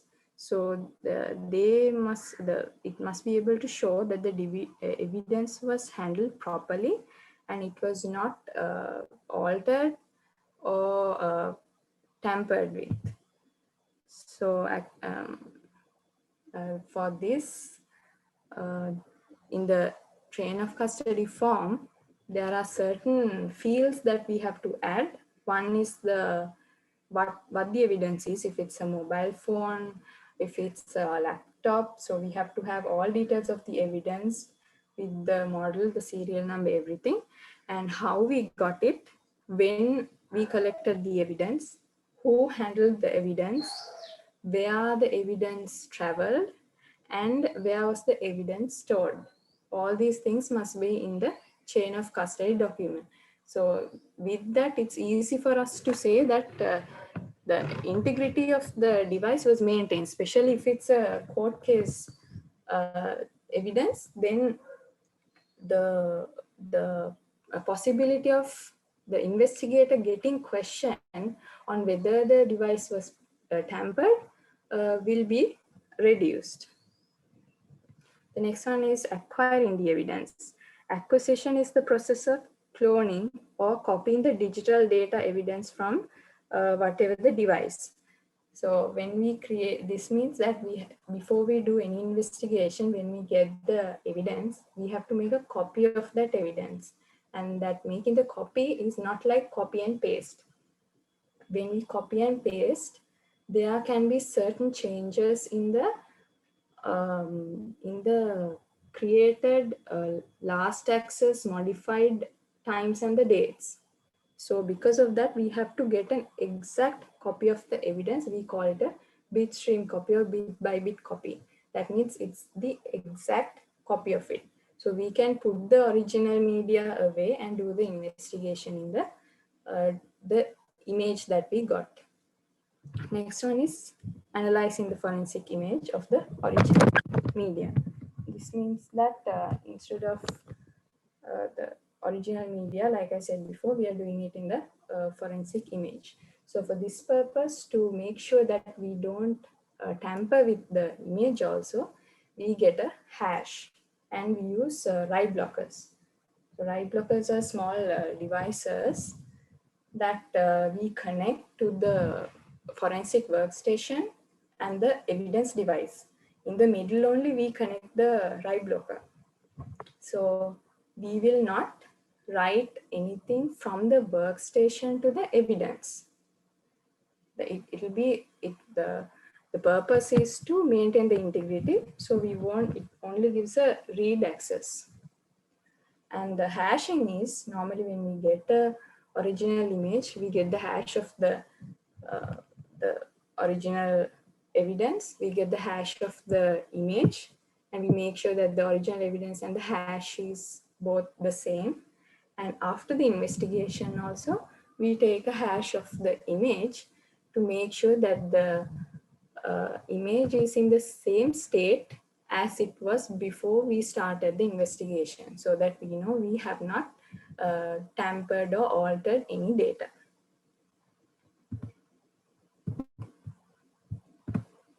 Next one is a video. If you all have any problems in hearing the sounds of the video, please let me know. This is an evidence that we have seized, the Sri Lanka search officers have seized, and it was in an ATM place. So it was fixed by an attacker to get credit card information. This was an incident that happened in Sri Lanka. Let me know if you can't hear the sound. So in this investigation, we went to an ATM and we saw this item on the ceiling and it was not fixed properly. So we And here we saw fire sensor, but it was not having any power supply. So we removed to see how it has been working.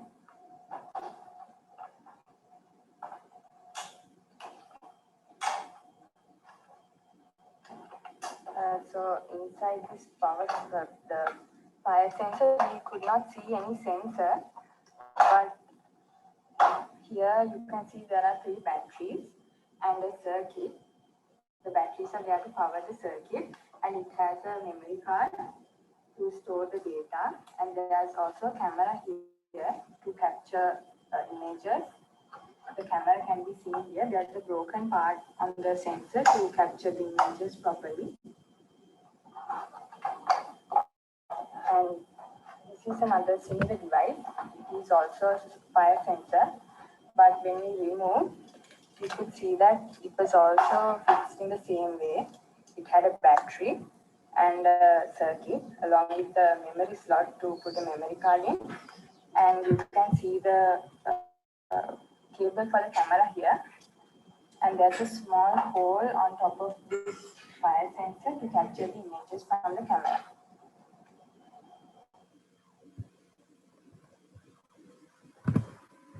So that was a real scenario. This was not the only device that was connected in that ATM. There are some things that we have to be we have to look in an ATM when we go to withdraw the money. Even I don't look at it sometimes, but after I saw those devices, now I go to the ATM and I just look around, and I even the place where we put the card in, even the keypad, everything can be fake. The touch of the keys that we press, there can be small devices that store our data, and together with that there can be cameras. In this scenario, of course, there were 2 cameras in that ATM place, so it's suspicious to have 2 cameras, right? So because of that, the officers at Sri Lanka Cert has requested to remove the thing, and they have seen that even in the camera it was fixed near the it was fixed to focus on the keypad. So once we removed it, it also had batteries like this and memory card slots to capture the video data. Next, I will be explaining about live acquisition and end acquisition. So when we are acquiring, like I said, acquisition is making a copy of the digital evidence. So when we are acquiring, there can be 2 ways to acquire. Live acquisition is the difference between these 2 is, in live, the media is switched on or it's powered on, and end acquisition is the media is powered off. In live acquisition, the systems are up and running. The information may be altered as the data can be still processing. So in a live environment, there are a lot of information of investigative value that can be very useful for us. And switching it off can cause loss of volatile data. These volatile data can be the currently running processes, the network connections, the mounted file systems, and so on. But at the same time, leaving a computer running may cause evidence to be altered or deleted. Like I said before, there can be ways that an attacker can access it remotely. So there can be disadvantages also having it running. So the investigator has to decide on what to do according to that scenario. Sometimes a common approach is that there are acquisition tools where we can put it into read-only mode, and we can attach that media to the system, and we can get a the acquisition of the live systems. The next one is the dead acquisition. This means, like I said, it's switched off, and we can use a write blocker to get the data of this type. So if we use a write blocker during the evidence acquisition, it will preserve the integrity. Like I said before, this integrity means even the timestamps. Sometimes when we get an acquisition, there can be alterations to the timestamps, and time is a very important thing in an investigation.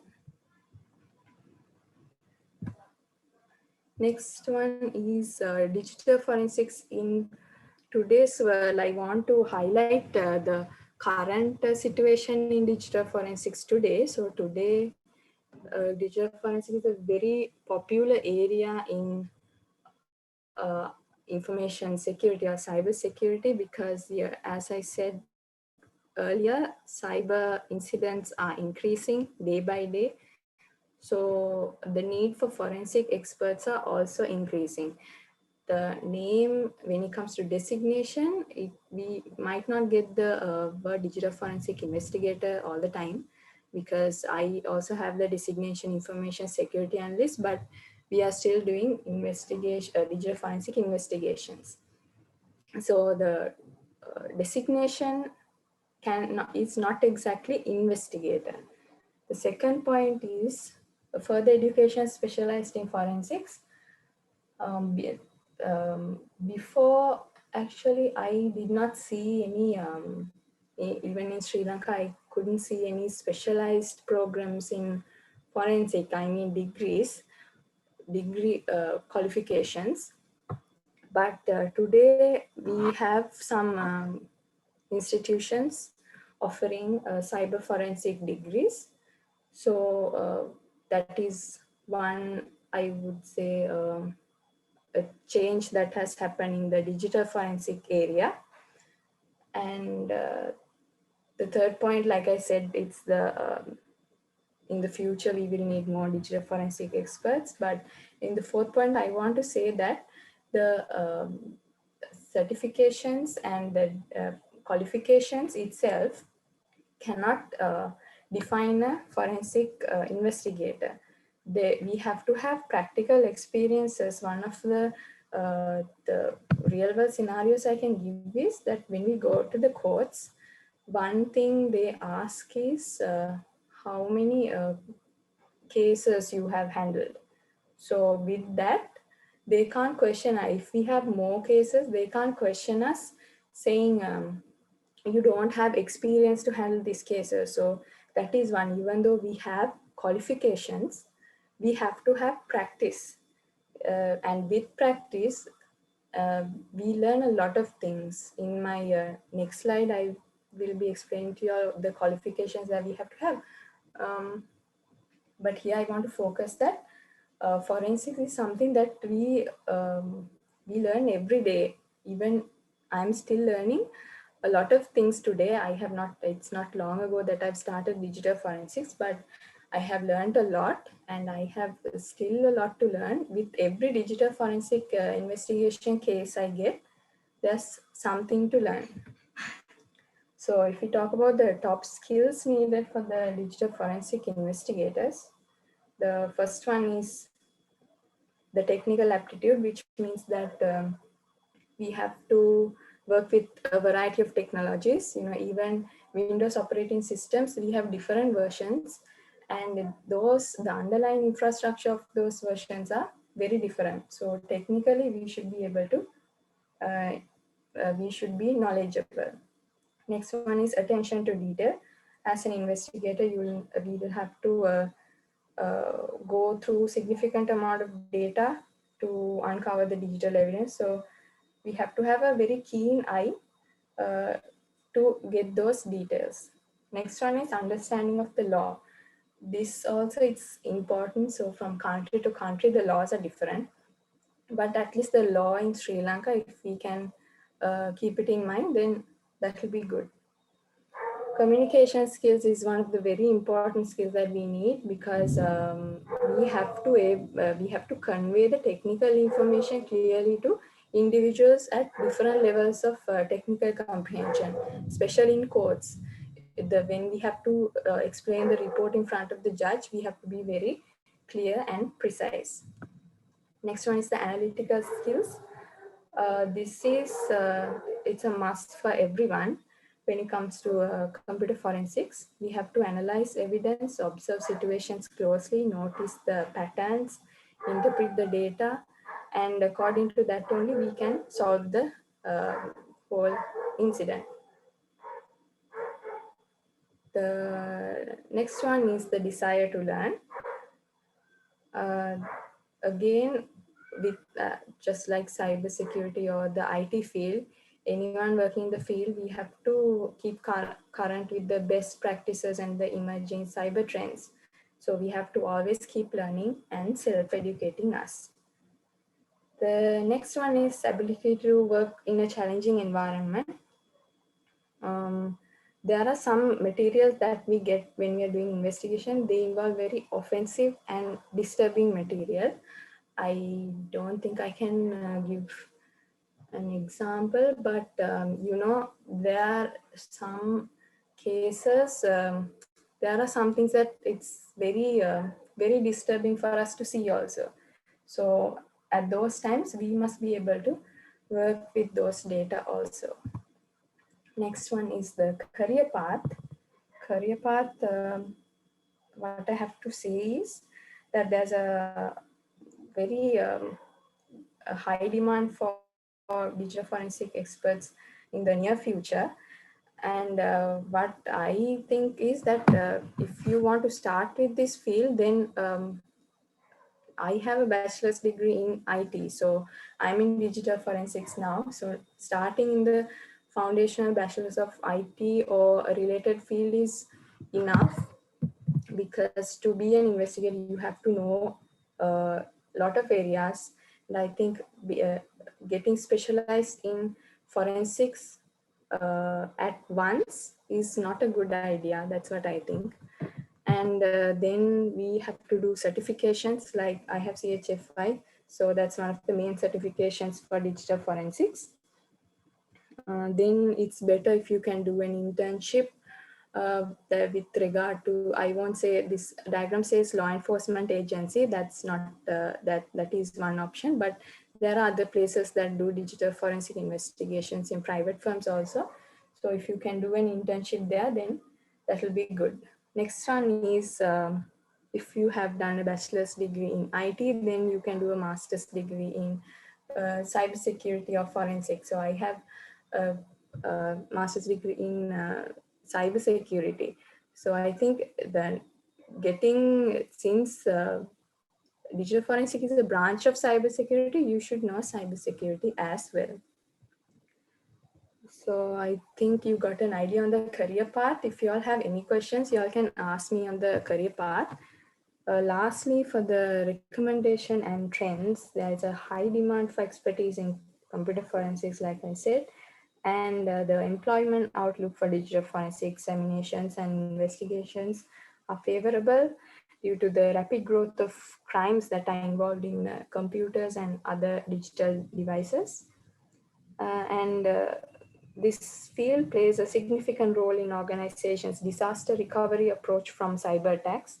And recovery can start to play out when forensic processes are carefully and properly followed in an aftermath of an attack. So I think you all got an idea on digital forensics and hope you all got an interest also. Thank you so much. I look forward to the questions. Trivia, over to you. Thank you so much, Ms. Halwatura. It was indeed an educative and an informative session. So, folks, now it is the chance for all of you to raise your questions. If you have any question to be asked based on anything that was said in this workshop so far, or anything that is related to anything that was said in this workshop so far, it is time for you to ask away. So you can now turn on your mics and ask your questions. And if you are not feeling so confident to ask questions by yourself, Please feel free to use the chat box and ask away. So this Q&A session will be conducted by both Mr. Kushanta Gunawardana and Ms. Halvatura.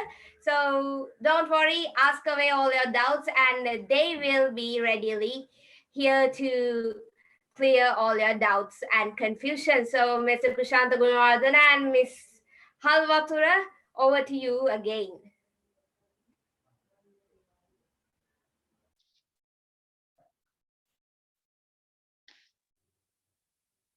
So some questions are in the chat box, I think.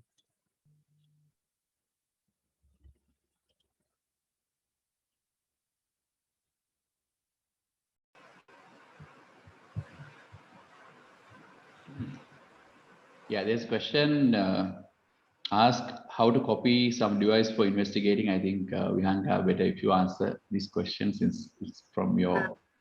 Okay, sir. So how to do copy some device for investigating? I think you're asking about the image, making of the image. So here you have to connect the, say it's a laptop, you have to connect it to the forensic workstation or say another computer. And in that forensic workstation, we have softwares that are specific for digital forensics. For instance, at CERT, we have NCase, then we have for training purposes, we use autopsy and FTK imager and so on. So there are different softwares we have. So in those softwares, we have the acquiring ability. Through that, we can make the image. So of course, there should be a write blocker in between the forensic workstation and the device. But if you all want to try it out, I think you all can use autopsy. It's a free tool and it has the imaging ability. Yeah, I think that will do. If you have any other questions, ask me. There was another question from, I think one of the students from NSBM asked, but why most of the government websites are so vulnerable? Some of the websites are running on really old services that are known for vulnerabilities like, DDO attack, the attack list of given. I guess, yeah, so I will just start this answer for, one of the parts, but I think Vihanga has more, information than me. So what I think was the way the government organizations are working, they can't take individual sort of decisions.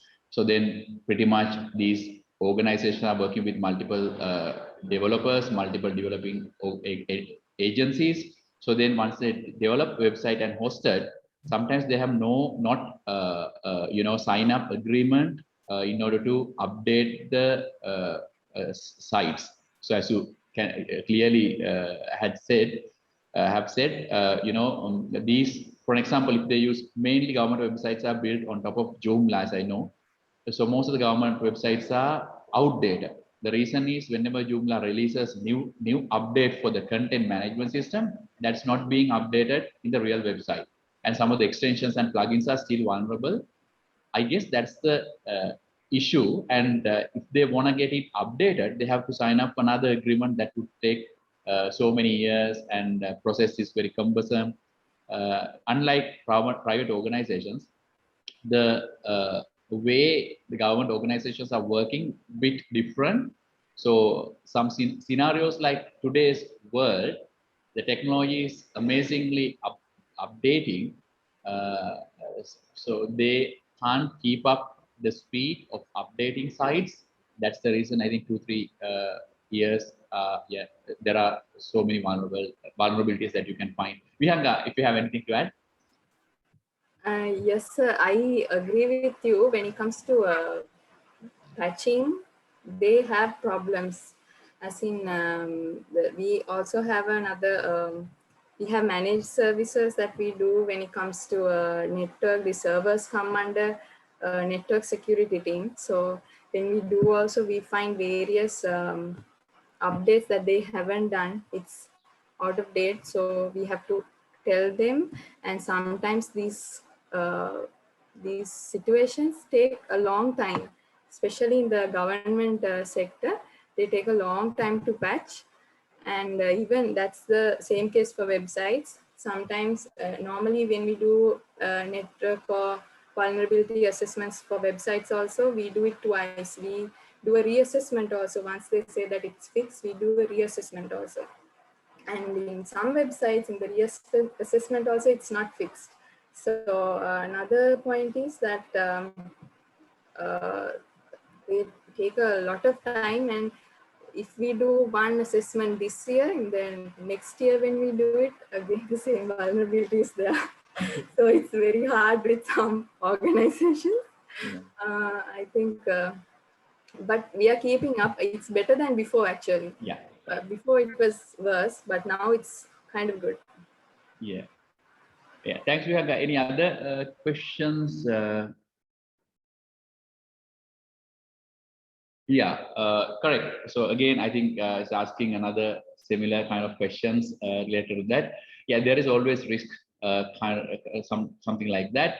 And even I think, as I remember a few years ago, many government organizations were having plenty range of FTP accounts that even administrators wouldn't know who has created when it was created, right? So that was the earlier case, but situation is changed now. Yeah, so I guess set of questions asked again related to that. Yeah, so but they are working on towards that. As I said earlier, the latest sort of a improvement was they have created a special team under CID, and also they have appointed a cybersecurity director to take off, these kind of issues, mainly investigations, I think, with the help support of CERT as well. And there's another question: is there any resource to learn exploit development? There are so many, resources you can find. Exploit development, especially GitHub. There are a number of community pages you can search for it. And there is another one asked, Sri Lanka has bug bounty programs. I have seen recently SL CERT started such a program among university students. So you can be part of volunteering to bug bounty programs, but I have not seen any companies have introduced such programs. Once I think Dialogue started, but it's not, I don't know whether it's active now. And also CERT runs some of the hacker challenge programs every year. That is another thing that CERT does. I think instead of me explaining about CERT, I think Vihanga, if you have anything to share these programs to update these kind of technologies among university students. I think CERT does a lot of work. If you have anything to share. Yes, sir. Recently we shared a post on bug bounty programs that will be done by CERT, so you all can check that. And from UCSC also, there's another program called Bug Zero. You all can check that also. Those are the maybe two programs that I'm aware of. Okay. Any other questions from you?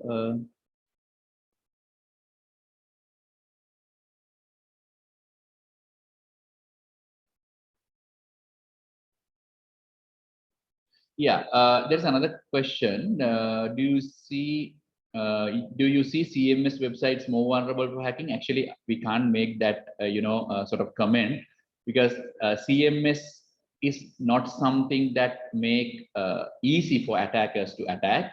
But only thing is CMS being used by many organizations because it's easy to manage and it's easy to update. Because these days we need dynamic websites and more frequently updating websites. That's the concern, but the issue is whenever you use CMS, either it's open source, free, or even commercial, you need to update or patching the latest releases. Something similar to operating systems. If you're using Windows operating system, and if you start using Windows 2016 server, it doesn't mean you are safe for all the time. You can be secure today, but tomorrow with the finding of new vulnerability can make you so vulnerable. So same thing applies for CMS. So then it doesn't mean that CMS websites are more vulnerable for hacking, but only thing is if you are using CMS, you need to maintain updates properly, and not only CMS, but also there are some extensions and plugins that are used has to be updated properly. So then it would it won't be that vulnerable. And there's another question. I want to learn cybersecurity, but my AL results not enough to follow it. I like to follow. How can follow cyber? So it's actually nowadays everything is changed. When we started learning, it's a must to have advanced level to do register for the university, state universities mainly. But nowadays, even without advanced level, there are so many areas that you can start your degrees, especially private universities. I think even SLIIT and all these universities, they have some programs where even without proper advanced level certificate, they have some courses to follow to cope up and build up your knowledge up to degree entry level, and then you can continue up to degree. So because of that, there are multiple ways that you can start your career. And also if you start professional education, and you can start something like BCS, British Computer Society membership, Australian Computer Society membership. So those membership will give you certain recognition. Based on that, you can start your degree. So multiple ways. And if you talk to best things is to talk to one of the representatives or student counselors from academic education institutions. So they have so many methods, even without advanced level, proper, acceptable, they can start it. But professional education, you don't need any, it doesn't have any prerequisites. So without a degree, without a master, you can do Microsoft training, professional courses, Amazon, certified ethical hacker kind of PC council training. You don't need any prerequisites like academic advanced level, right? And then there is another question. Are there any internship programs to learn? Internship let me just make it a little bigger.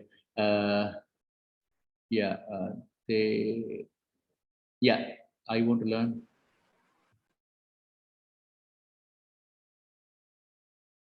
So there are some questions. Yeah, sorry. Are there any internship programs in SL Cert? I think Vihanka, you can answer to this. Right now, we don't have any internship programs. For this year, we did not advertise yet. But please check. If I can, I'll see if we can put it in our social media pages when we advertise for internships. This year, still we don't have internship programs, but by July or August, I think there will be some. I'm not sure, but if they are, I'll make sure it's advertised on our social media pages for you. And there is another question. Is there any places in Sri Lanka that we can work as a volunteer, as a penetration tester and red teamer? I think many organizations like, I think PW, PricewaterhouseCoopers, and they have some other companies like KBSL. So there are a number of other organizations, companies, they provide internships. You need to contact them. And the next one is, there's another question asked, is there any anti-cyberbullying laws in Sri Lanka? Vihanga, possibly if you have. Anti-cyberbullying laws, we don't have in Sri Lanka actually. The cyber law. There is no direct law, but I'm not sure whether. But of course, Sri Lanka police has range of laws that they use for different kind of stuff, especially for the child abuse laws are stronger. They use same laws in cyberbullying in Sri Lanka. I think that is the law, because we don't have a direct law, as I'm aware, about cyberbullying or anti-cyberbullying laws, but they use child abuse laws against that. So any other questions, guys? Yeah. No worries. Yeah, there is another question. Is a CompTIA security good professional certificate to boost cyber career? Yes, of course. But you know, CompTIA is not something very famous in Sri Lanka. If you look at Sri Lanka perspective, in Sri Lanka, well-known certificates are Certified Ethical Hacker program, and also they have CISSP. But CISSP is for mainly for the strategic level security. And CISM, CISA, those are also intermediary level. But if you want to start something from the ground level, I think certified ethical hacker is the recommend. You know, for your question, it's good to start. And also, my EC Council offer certified secure computer user that we have. I think during this with the quiz, we provided free offering plus some of the discounts for CISU. That is certified secure computer user. If anybody want to start cyber career, I think that's where there is something you can start. Think of it's a small program, but it covers 8 domains, so it gives you a better understanding about cybersecurity. If you want to start, any other questions? I think we have answers to all the questions, right? So if you have any, please to us. We have another, I think, 1 or 2 minutes because there is another session we scheduled with another set of universities at 2 o'clock. Right. So I think we need to, because of that, we need to conclude the session. So thank you very much, guys. On behalf of Siskia, I would like to thank everyone, especially Vihanga, to sharing her knowledge, representing LK Cert, and we work closely right with SL Cert as well. And thank you very much for the organizers. Thank you very much for organizers to organizing such amazing event. And thank you very much for all the participants representing all the universities in Sri Lanka. And it's a pleasure and it's an honor to be with you at this event today.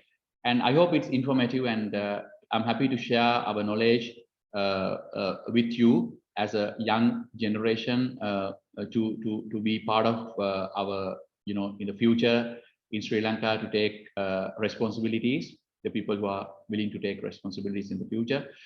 So thank you very much for everyone, especially again, the organizers of this event. So I hope to see you again, and thank you very much. Have a very good evening, and over to you, organizing committee. Thank you, everyone.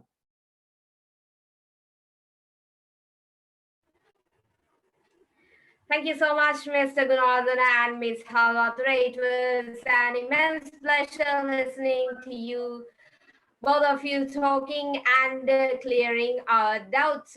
So to all the winners who won the quizzes of the Kahoot sessions, please note that within the next 2 days, your prizes will be given to you. The Cyberzilla organizing team will contact you and give you your respective prizes. So to wrap things up officially for the day for Cyberzilla, now I invite on screen the club lead of the Women in FOSS community of ULS University, Ms. Chetana Vikramarachi, to deliver the vote of thanks. Chetana, you're on screen now. Thank you, Trividya.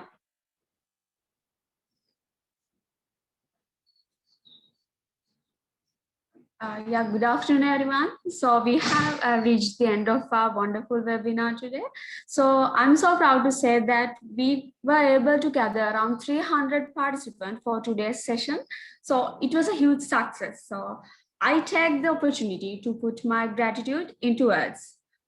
First of all, my special thanks to Siskia IT Solution for giving this much opportunities to these young undergraduates to improve themselves. And I would like to extend my heartiest thanks to our guest speakers, Mr. Kushanta Gunawardana and Ms. Hansini Halvatura, for their valuable time and sharing their knowledge with us today. So we have learned so much things during these 4 hours. So dear madam, dear sir, thank you so much again. So, and my special thanks to Mr. Chandima Disanayaka from Siskia IT Solution for coordinating and planning this big event. Thank you, Mr. Chandima. And I want to thank for FOSS and Mozilla communities of University of Moratuwa, University of Sri Jayawardhanapura NSBM Green University, ICBT Candy Campus, SLIT, and IIT for making today's function a great success. I congratulate all the winners who won the valuable coupons and courses for today's session, and special thanks all participants for their active participation. Last but not least, I want to thank our FOSS Mozilla and Women in FOSS committee and all the volunteers for their hard work. So finally, once again, I want to thank SKIT Solutions for their valuable opportunities, and thank you everyone.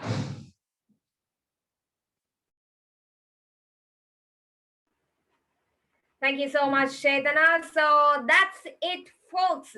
So the Cyberzilla online workshop on cybersecurity, cloud computing, and cyber forensics has come to officially an end.